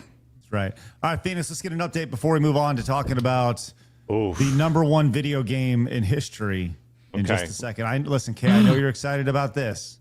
We'll get to that in just a second. Yeah, well, curb it because panel, I hope you're bracing for impact because Pokemon now has $372.56 while Digimon $306.55. The tables have turned. She's so upset. I'm very upset right now. This is devastating. There's still time. There's plenty of time. You're Please. good. Okay, let's see how that goes. All right, but before we do, friends, we are going to talk about Crimson Desert. Yeah, Desert in just a second. But before we do, friends, I have a sponsor to let you know, to fill you in on. Guys, listen, here's the thing. We've talked about Rumble Wallet extensively on our show. This is a phenomenal product. Here's a little secret for you guys, a little inside scoop. Many creators are talking about behind the scenes, and it's actually one of the big reasons why we stream with Rumble. Outside of, yes, the free speech is all great. Rumble also supports their creators. They made a way to super chat creators so we get paid pretty much immediately, which is great. And YouTube, they take 30%, all right? Twitch, 50% of that support. With Rumble Wallet, none. That's right. Platform takes 0 fees. We get 100% of that. It's awesome. So you can super chat with Bitcoin, with Tether USD, or even Tether Gold. It's awesome. The tip will show up directly in a Rumble chat. We've seen that many, many times before. You guys have been supporting us through Rumble Wallet extensively, and we will always make sure those get read. All you need to do is download the Rumble Wallet app by going to the App Store. It's very simple, and send tips to your creators. If your favorite creators over on Rumble Wallet, with Rumble Wallet, you can go to wallet.rumble.com if you like and download the app directly from the app stores. It's very, very simple. Shout out to Rumble for hooking us up, making sure some disruptive technology. We talk about alternatives. That's what Rumble Wallet is. Thanks so much for your support, guys. Appreciate it. And allowing us to be supported by our wonderful community with Rumble Wallet. All right. Once again, thanks to our friends over there. Great stuff, man. Really, like I said, I talk about it all the time. And not just because they want us to, because I really believe in it. All right, let's talk about a game that people are really divided by. And that is Crimson Desert, the number one game in the world right now. Launched last week. Almost 250,000 people playing it at Steam when it initially launched right there. That's massive. Even right now, almost 200,000 people playing this game. It's been really interesting to watch. A lot of people have gotten behind it. Now, remember, this is the game that we saw the clip where the guy was running down the woman and he ended up beating the hell out of her, right? And people are like, I can't believe you can do this. Well, it turns out like she was a thief and you got to subdue them. And there was reason for it. It wasn't just like, hey, we're beating up women for beat up women, right? It was more like an equal rights, equal lefts type of thing. And immediately some of the scores came out. And this was probably one of the more interesting ones. And I want to point out, this is from IGN. They gave it a 6 out of 10. Now, you may be saying to yourself, oh, okay, that sounds like an average game over here. But keep in mind, they also gave Dustborn a 7. No way. Come God. on. I never trust IGN anyways, but that's ridiculous. Oh, I'm not done. Because they gave Concord a 7, too. They had time to play that? Yes, they They got a review copy. Wow. And they gave Dragon Age the Veilguard a 9. There you go. Fuck out of here. Yeah, the most boring Dragon Age ever gets a 9. Okay. Right. So it's been a very divisive game. Very divisive game. A lot of people have said it's, this is from Pirate Nation over there. Instead of being an ugly paid extraction shooter, it's a beautiful single-player action RPG. Instead of being praised by journalists and hated by gamers, it is hated by journalists and loved by gamers. Instead of having no content, it has too much content. Instead of flopping and dying, it's going to be one of the best-selling games of the year. It is already dominating sales charts. Did you guys see how much it's sold so far? I'm looking at like these 3 numbers million right now. or It's something. crazy. Yeah. As of a couple days ago, it sold 2 million copies. Wow. Maybe crossing 3 million over here. Now, I've not played this game, but Phoenix, you have. Why don't you tell us your thoughts on Crimson Desert? Yeah, so and I can't actually wait to hear from Kay. So I haven't played enough of it. I had heard I was braced for impact. I heard that the game does not, you don't really like lock into the game until like hour 20 or 60. And I was told there's a lot of game mechanics and there's like 50 different button combinations you need to learn and all that other stuff. I actually really like it, even though I'm doing terribly at it and I don't know what I'm doing. But I kind of like the game as far as there is no hand-holding. This is just, you're in it, go fuck yourself, because you ain't going to learn anything. They're not going to tell you how to do anything. It's kind of like a Breath of the Wild, like a hardcore, more adult version of Breath of the Wild is how I'd put it. And you've got to really commit some time and energy into it. And then it's a slow burn, and eventually it's a very slow start. And then you start to get it, what they're trying to do. And then it becomes this really great open sandbox kind of game where you can pretty much go and do whatever you please. So it's not for everybody. It's very divisive. I could see how some people absolutely hate it and some people love it. But it was the same experience for me at Breath of the Wild. I hated that game for the first 16 hours. And then once I got it, I loved it. So if you're the kind of person that wants a little bit more of a linear path, and I understand, I'm not down, I'm not saying that's bad. This is not going to be for you. This is like, you got to commit time and energy. I imagine if you're above the age of 30, this is going to be hard to find some time to play, because it's not a pick up and play. You got to really invest some hours into it. Sounds like Final Fantasy 14. Like, you just have to play the game for a very long period of time before it finally clicks with you, like what the game is throwing out mechanically at you, and then they're like, "Oh, this game's easy. I can do everything." Muted. He's muted. I was going to see how long we could go. Sorry. Okay, we'll get to your thoughts in a second. But am I the only one who doesn't want to have to play a game for 16 hours before it starts getting good? Totally get it. Well, I completely agree with you. I think it's a big criticism of it. Like, you shouldn't have to play a game for X amount of hours in order for it to be good. It should pull you in right away. I just like this idea of, well, once you pass the 10-hour mark, it gets like, that's a fucking day of my life. That's 10. It's a quarter of a work week. Like, I don't want to have to devote that much time just to kind of. They said that about Godfall. That was a major complaint about Godfall too. It was like, oh, it's really good if you put in 25 hours or so and finally get to the end game part of it, and that was a lie too. But it's similar to like the better with friends argument to me. It's like, you shouldn't have to play a game with other people in order to enjoy it. You're enjoying it for the company. You shouldn't have to take so much of your time to get invested in a game in order to enjoy it. They should make it enjoyable from the get-go. They should really sell you on it. So I completely agree with you. Sometimes you do have to time sync, but like, you shouldn't have to. It should be a knock against it.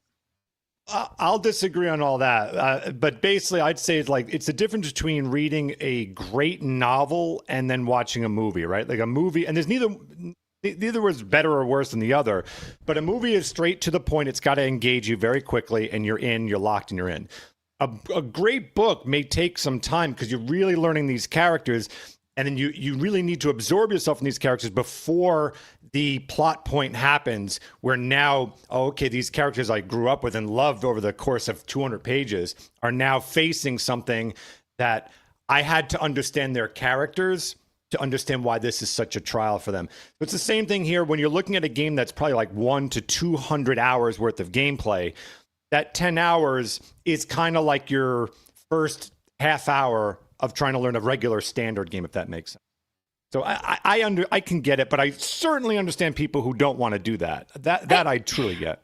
I understand your point. It's just like, for me, too many games are bloated now, and they're just like, for the sake of expanding the world way too much. And this is not even reflecting my opinion of the game itself, just the general topic.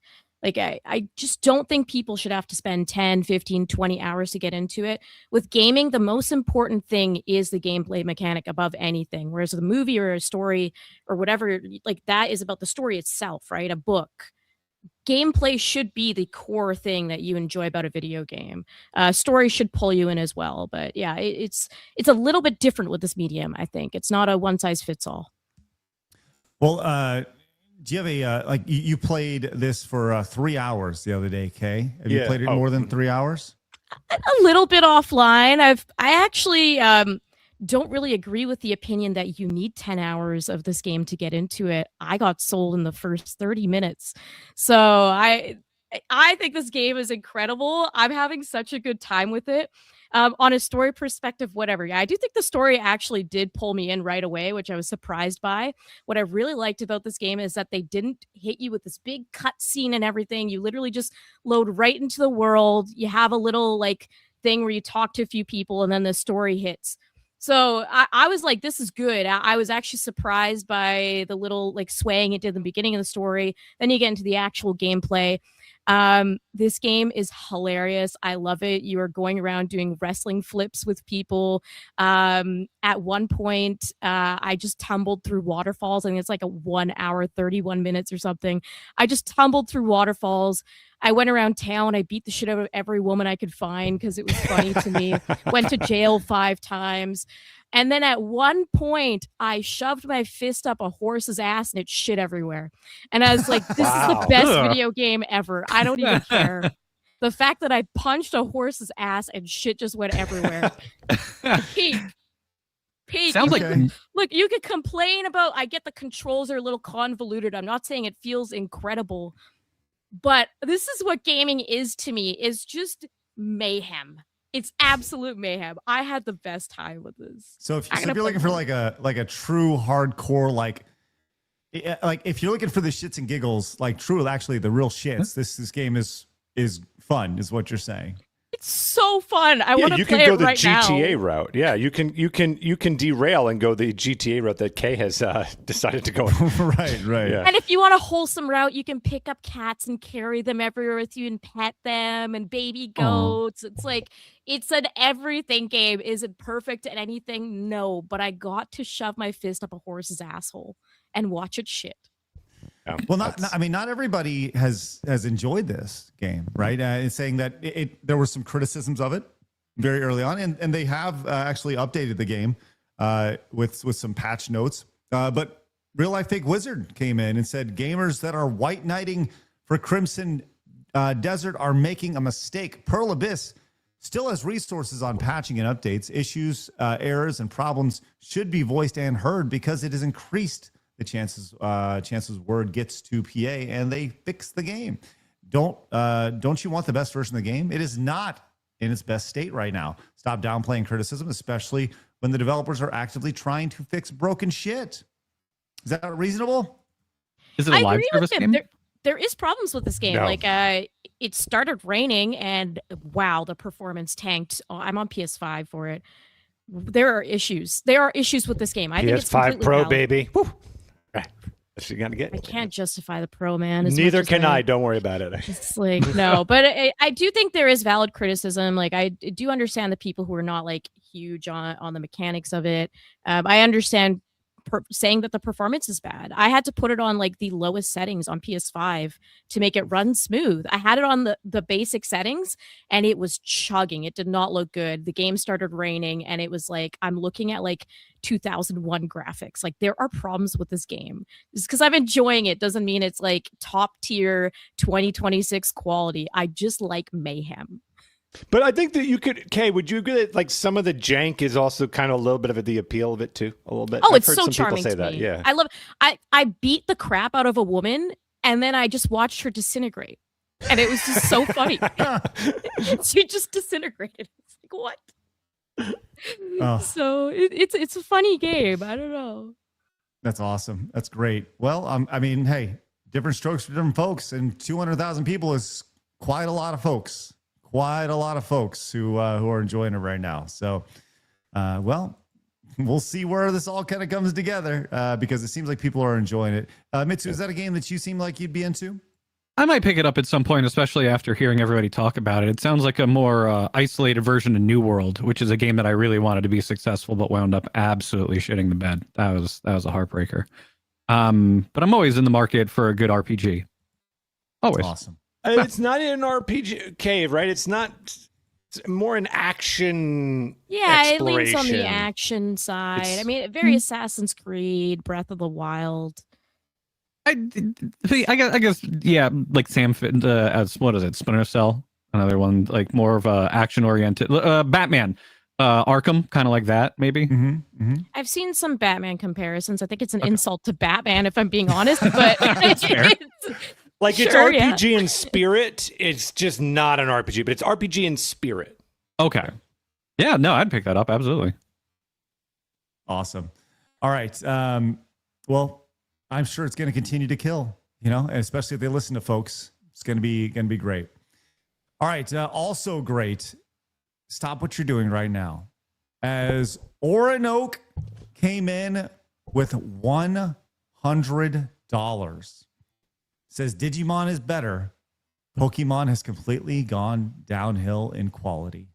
Orinoke, thank you so much for your extreme generosity right there. I'm going to get you on the wall, my man, right there. Patrick came in and says, back in the day, my vote would have gone to Pokemon, but now it's Digimon, genuinely a better game with better stories. How much Lunar was that for? Neko, that was for Digimon, 20 for Digimon.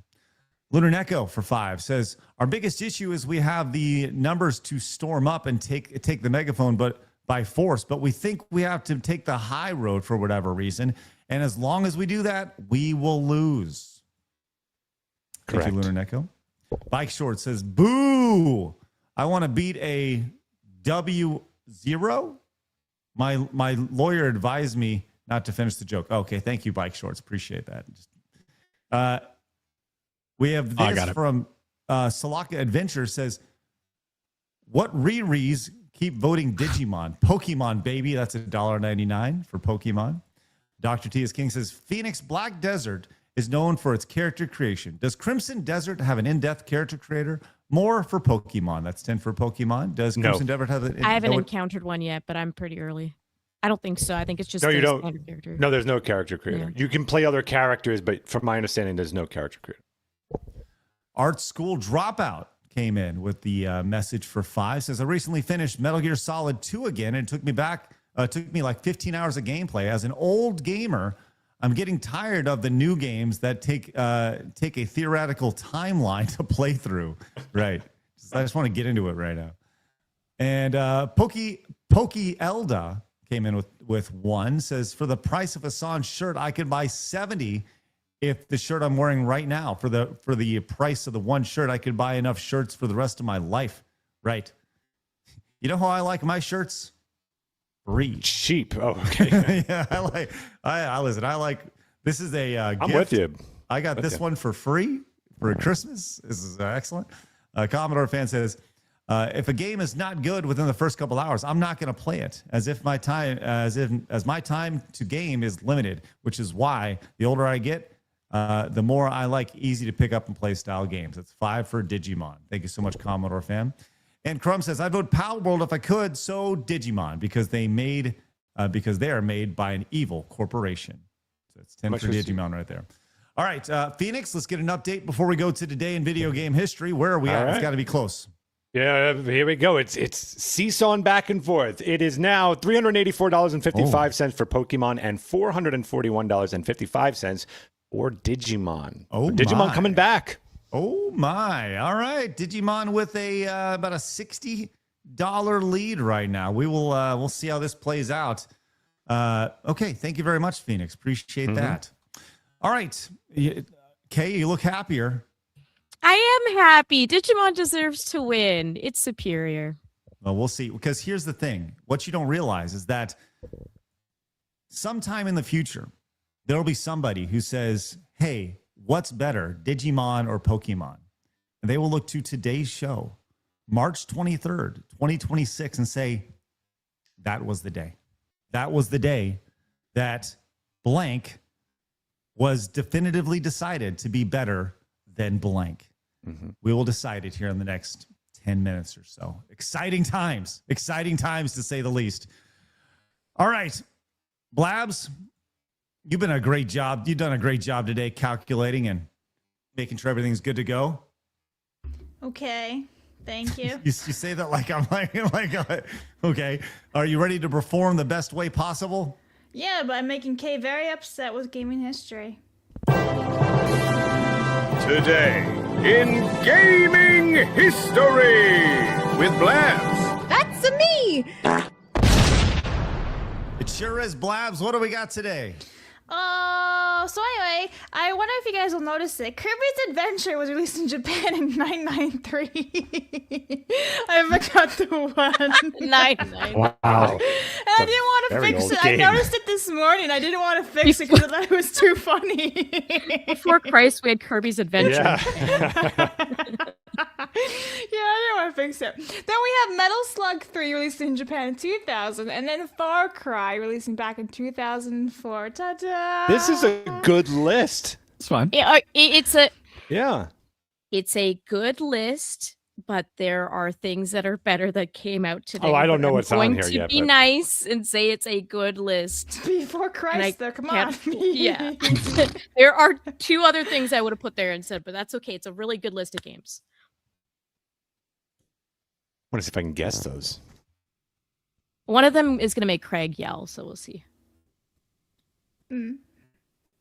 How long have we done this show, Blabs? Since literally day one. How long have we been doing gaming history? About a year. Right?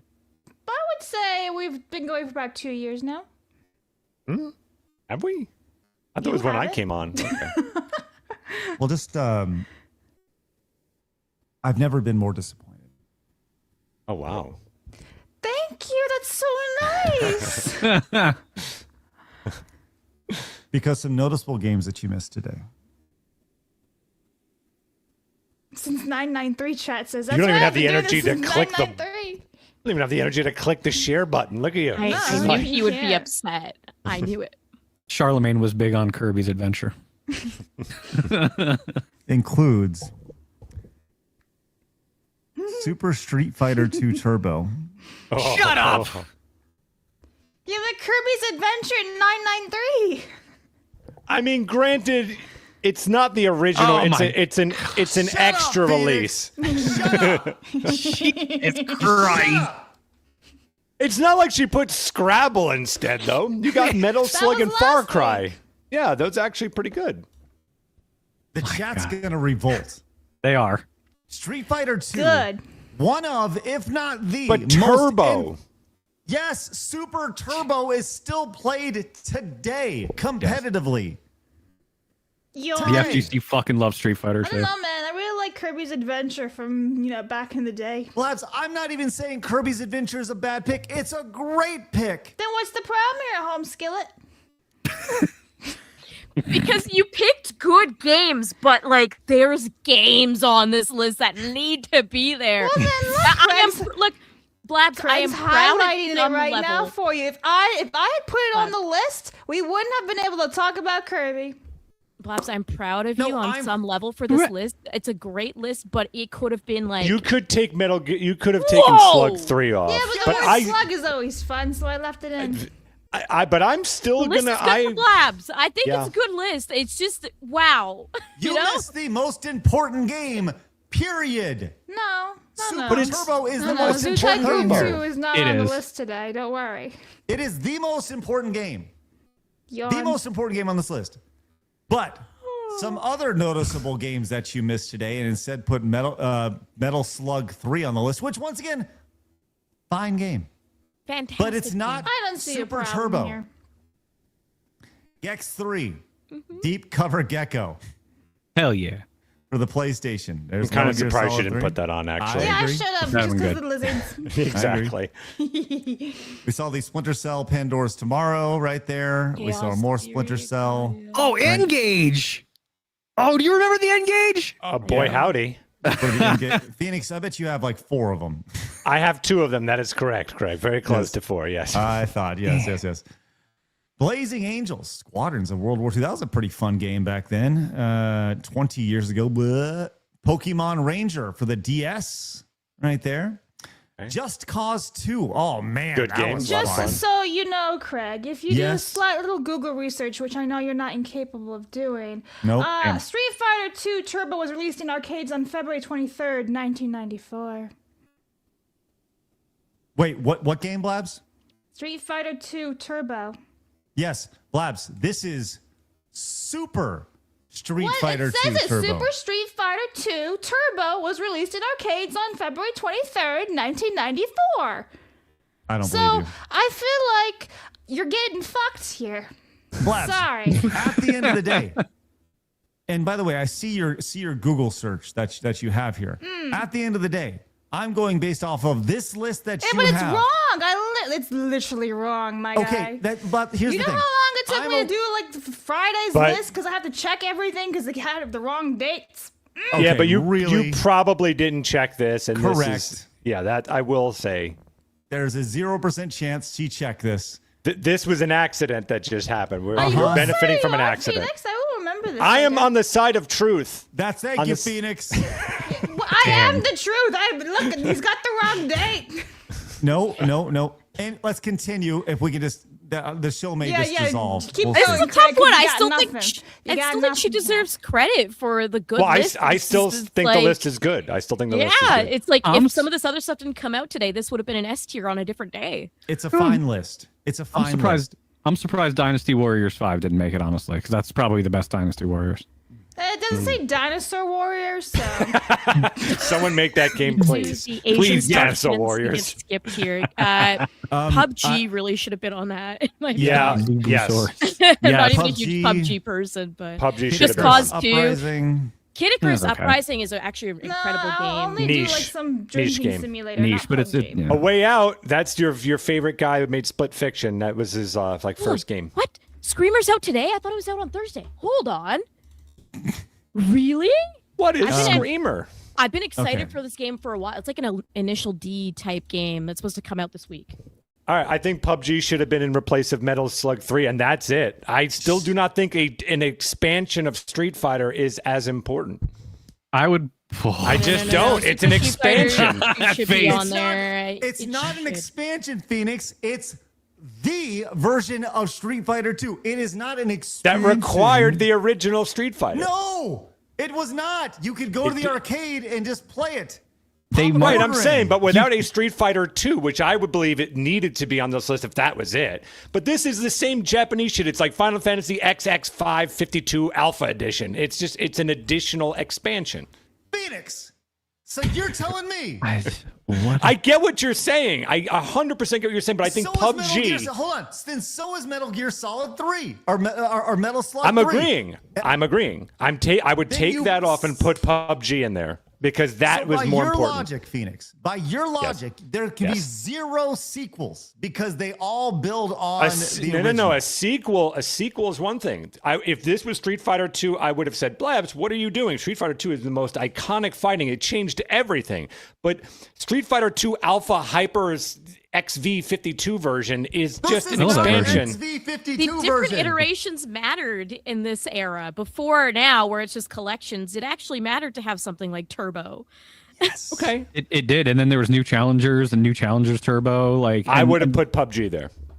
I think Far Cry is an important game. I think it was an important game for All of them are Ubisoft. important. I almost would have taken out Kirby's Adventure, which is crazy to say.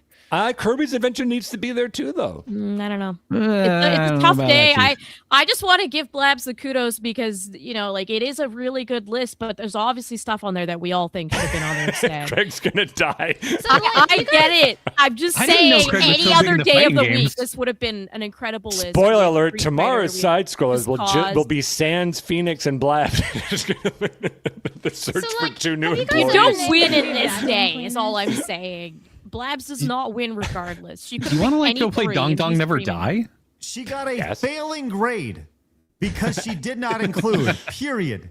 Like, I don't care how good your list is. If you don't include Super Turbo. It's the wrong date, though. It didn't actually come out today, you fucking idiot. Can you read?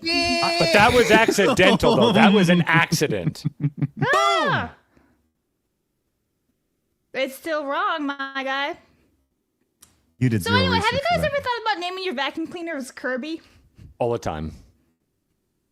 Not a bad idea. I'll paint it all pink first. That'd be so cool. That actually would be really cool. I'd do that. He just Maybe punches he'll have out to go immediately. paint his vacuum cleaner. All right. He should have went back down again immediately after. Phoenix, I'd like to get an update on where we're at with our. I'm going to do my best to relax. Okay. Yeah, try that. Here, Phoenix, let's get an update on our Pokemon versus Digimon Showdown. This one, $384.55 for Pokemon and $441.55 for Digimon. Digimon's in a pretty decent lead, but it can change at any minute, especially if we do that 5 minutes. If we do that, that's okay. Yeah, we're about to pop 5 minutes on the clock here, Phoenix. All right. Let me read a couple of these real fast, and we'll decide. Wheeling through life with Brian. Wheeling Brian came in with $20. Says, you're fired, Blabs, for forgetting Just Cause 2. Thank you. That one is pretty brutal. That Fired. PUBG. And then you'll see me again tomorrow. But PUBG is more important. With 5 says, Craig butthurt today in gaming history, so Digimon. There's 5 for Digimon right there. Dan says, for 20 Canadian monies, says, yeah, I agree. Super Street Fighter 2 Turbo is the most superior and best Street Fighter 2 game of all time. Yes. But that's like saying the that special edition far. of Star Wars is superior. It can't exist without the original Star Wars. Same. Nobody It's would the say same that. thing. I really like Nobody would Anarchy say today. that. It's the Thank you same for thing. The joining me. foundation is identical. not the You same added argument. speed to it and some other characters.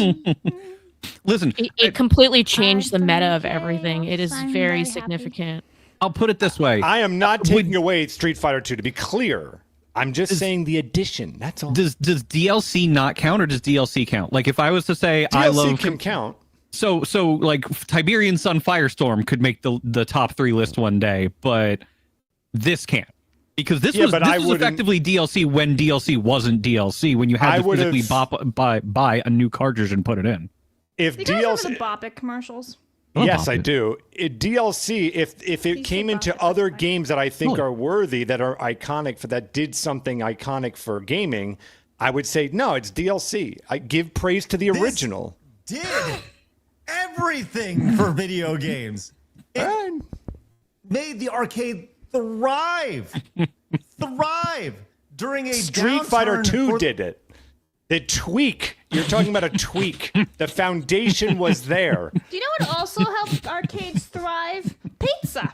I need to keep emphasizing. I am saying Street Fighter 2 is top 3 most important games that have ever been made. I am not taking that away. I'm going to put Doom up there as well. Like, And what is the best version of Street Fighter 2?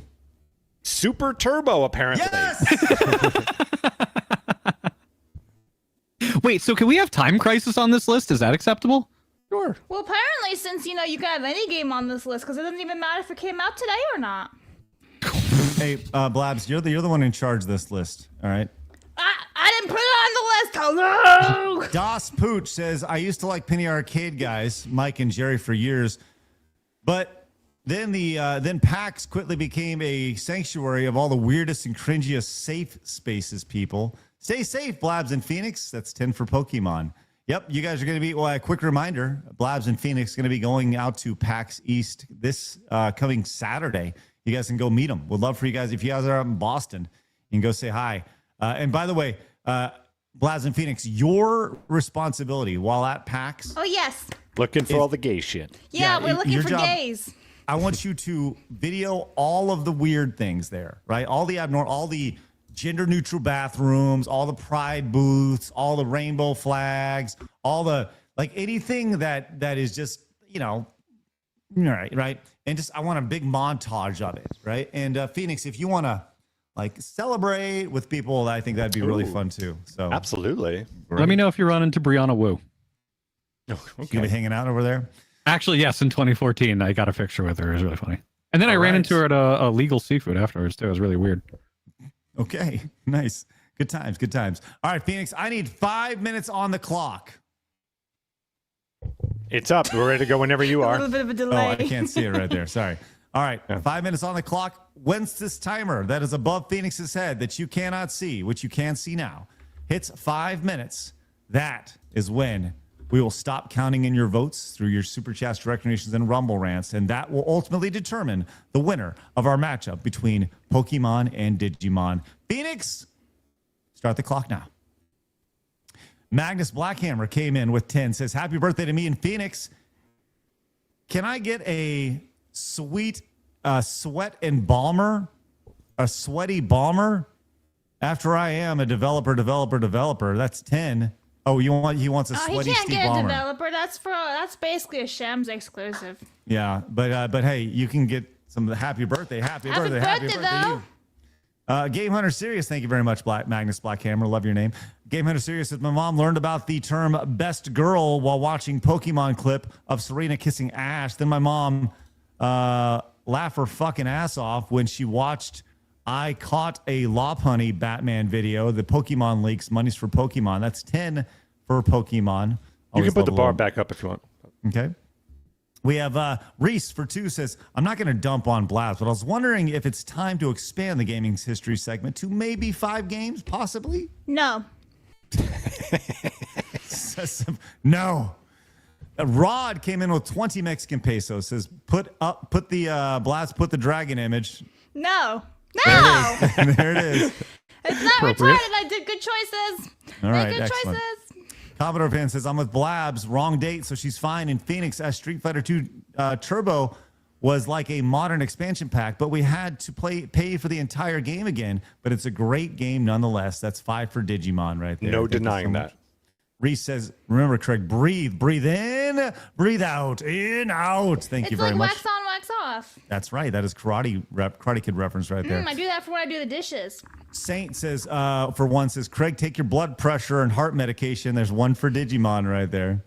Das Pooch for 5 says, Street Fighter 2 Turbo is just the ultimate Mortal Kombat 3 of Street Fighter 2. And Street Fighter Championship Edition and Turbo are just like the MK2 ROM chip updates. Get over it, Craig.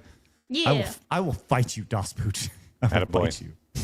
And Hippie Tree Hugger for $100 says Digimon is more willing to take narrative risks, like when Beelzemon killed Lehman, as well as Digimon died from being experimented on. Characters dying hits harder because of the storyline.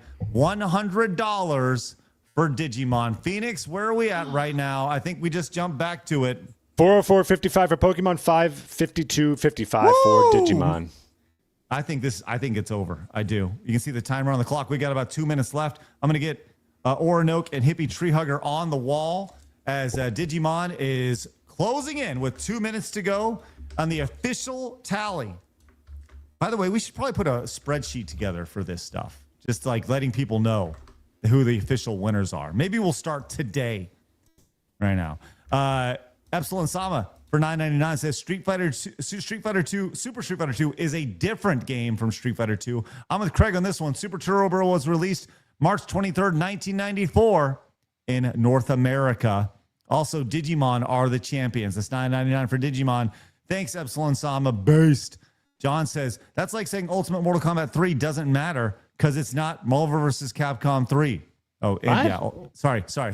He's saying Ultimate MVC. That's like saying Ultimate Marvel vs. Capcom 3 doesn't matter because it's not MVC 3. Thank you. That's correct. Elsie came in for $7.70 says, Craig, one tiny thing in advance, Super Turbo over the original. I'd like to say it was the first Street Fighter to have a super meter, but probably not the first fighter to have a super meter. That's Digimon. That's $7.70. Thank you so much, Elsie. Great to see you. Dan, the evil robot, for 10 Canadian. 1 minute left, by the way. Blabs, I'm only giving you a B-. You should have put Super Street Fighter 2 Turbo on the list. Seeing Craig's rage quit. Thank you for that, Dan. All right, we have less than 1 minute left. The timer is going. Thank you, Phoenix, for that. I'm going to put Orinoke and Hippie Tree Hugger. One last second plea from any Pokemon fan out there. If you would like for your Pokemon to take the lead, now is literally the last second. This is it. This is the last moment. Mitsu, any closing thoughts on the Pokemon versus Digimon battle today? It's absolutely exactly how it should have went. 100%. Digimon should have taken this one. Slam dunk. Everything everybody's been saying is true. It's the narrative story. They have more interesting looking monsters from back then. I was actually more invested in them. And the monsters actually talked so that you could have an emotional connection with them and find out why some of them turned evil. It really was the better show. It's just a shame that they were terrible at marketing. They couldn't make a single product outside of the actual Digimon things. Kay's losing her mind. What is it? What is it, bud? The timer has crested 5 minutes. Hi, Phoenix. Thank you for that. Appreciate that. So, Phoenix, it sounds like we got ourselves a winner today in the battle of Pokemon versus Digimon. Please present ourselves with the winning. Final tally. Here we go. $404.55 for Pokemon and $570.24, which of course means that the winner, the rightful winner, is Digimon. There you go, ladies and gentlemen. Congratulations to Digimon taking home the final, you could say, super turbo battle in Pokemon versus Digimon. And to give Digimon's acceptance speech, let's go to our resident racist, Kay. This is the happiest day of my life. Thank you, all of you, for bringing victory to Digimon and ending a 30-year war. I agree. Hey, if you want good Digimon content, season 2, it talks about slavery. Pokemon, maybe people would imply there's slavery or whatever, but they don't actually address the topics. Digimon was not afraid to tackle things that were difficult, to have actual deaths, to challenge the digital world. It literally had slavery. There is literally a season where one of the Digidestins enslaves a bunch of Digimon because he thinks it's the digital world only. He doesn't realize that they're real creatures. It's incredible storytelling. I appreciate you most because you said, "Hey kids, do you like Digimon? It has a story about slavery in it." That was your selling point right there. All right, Mitsu, you get to give the losing speech for Pokemon. Pokemon, I'm so sorry that you're owned by Nintendo right now. It's not really your fault. Maybe one day you'll get your shit together and produce a game that actually harkens back to the quality of the first 4. But don't put in too much water because we don't really like that. Excellent. Thank you very much, Mitsu. Appreciate you and appreciate your wonderful speech. That is a great way to finish today's show. Hippie Tree Hugger for $5 says, I got put on the wall twice today. Digimon for this N. And then Irikai's for 10 says, Digimon are the champions. Okay. They truly are. Truly are. Based.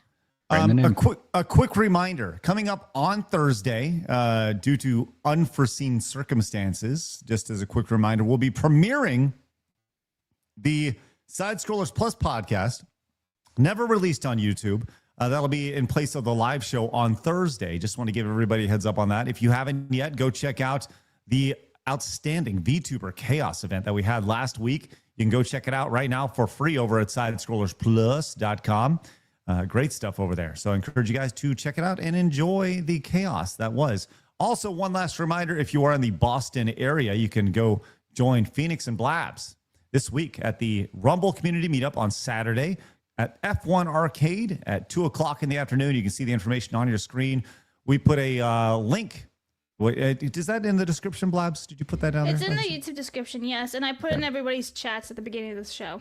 Cool. So make sure you RSVP for that if you're going to come out. If you don't, it's not that big a deal. But we'd like for you to RSVP if you can, so we can get a head count of how many people are going to be making their way out there. We'd really appreciate that. You can go say hi to Blabs and Phoenix. And come find tea with me in the ocean. Yeah, Blabs is looking forward to getting in a wetsuit and jumping on in the bay. It'll be great. So, all right, guys, time to roll out. We'll be back tomorrow when we're at 11 a.m. Central Time when we're joined by Leaflet. Woo! It's always fun to have Leaflet on the show. It's going to be great. All right, with that said, have a great rest of your day. Get outside, touch some grass. Go subscribe to Kay's channel. Go check out Mitsu's information. All link down below in the description. And we will see you guys tomorrow when we're back at it again at 11 a.m. Central Time. And remember, people are going to try to keep you down. Don't let them. You guys got a goal. Go get it. See you guys tomorrow, 11 a.m. Central Time. Hit the thumbs up button on your way out. See you later. Bye-bye. Fatality.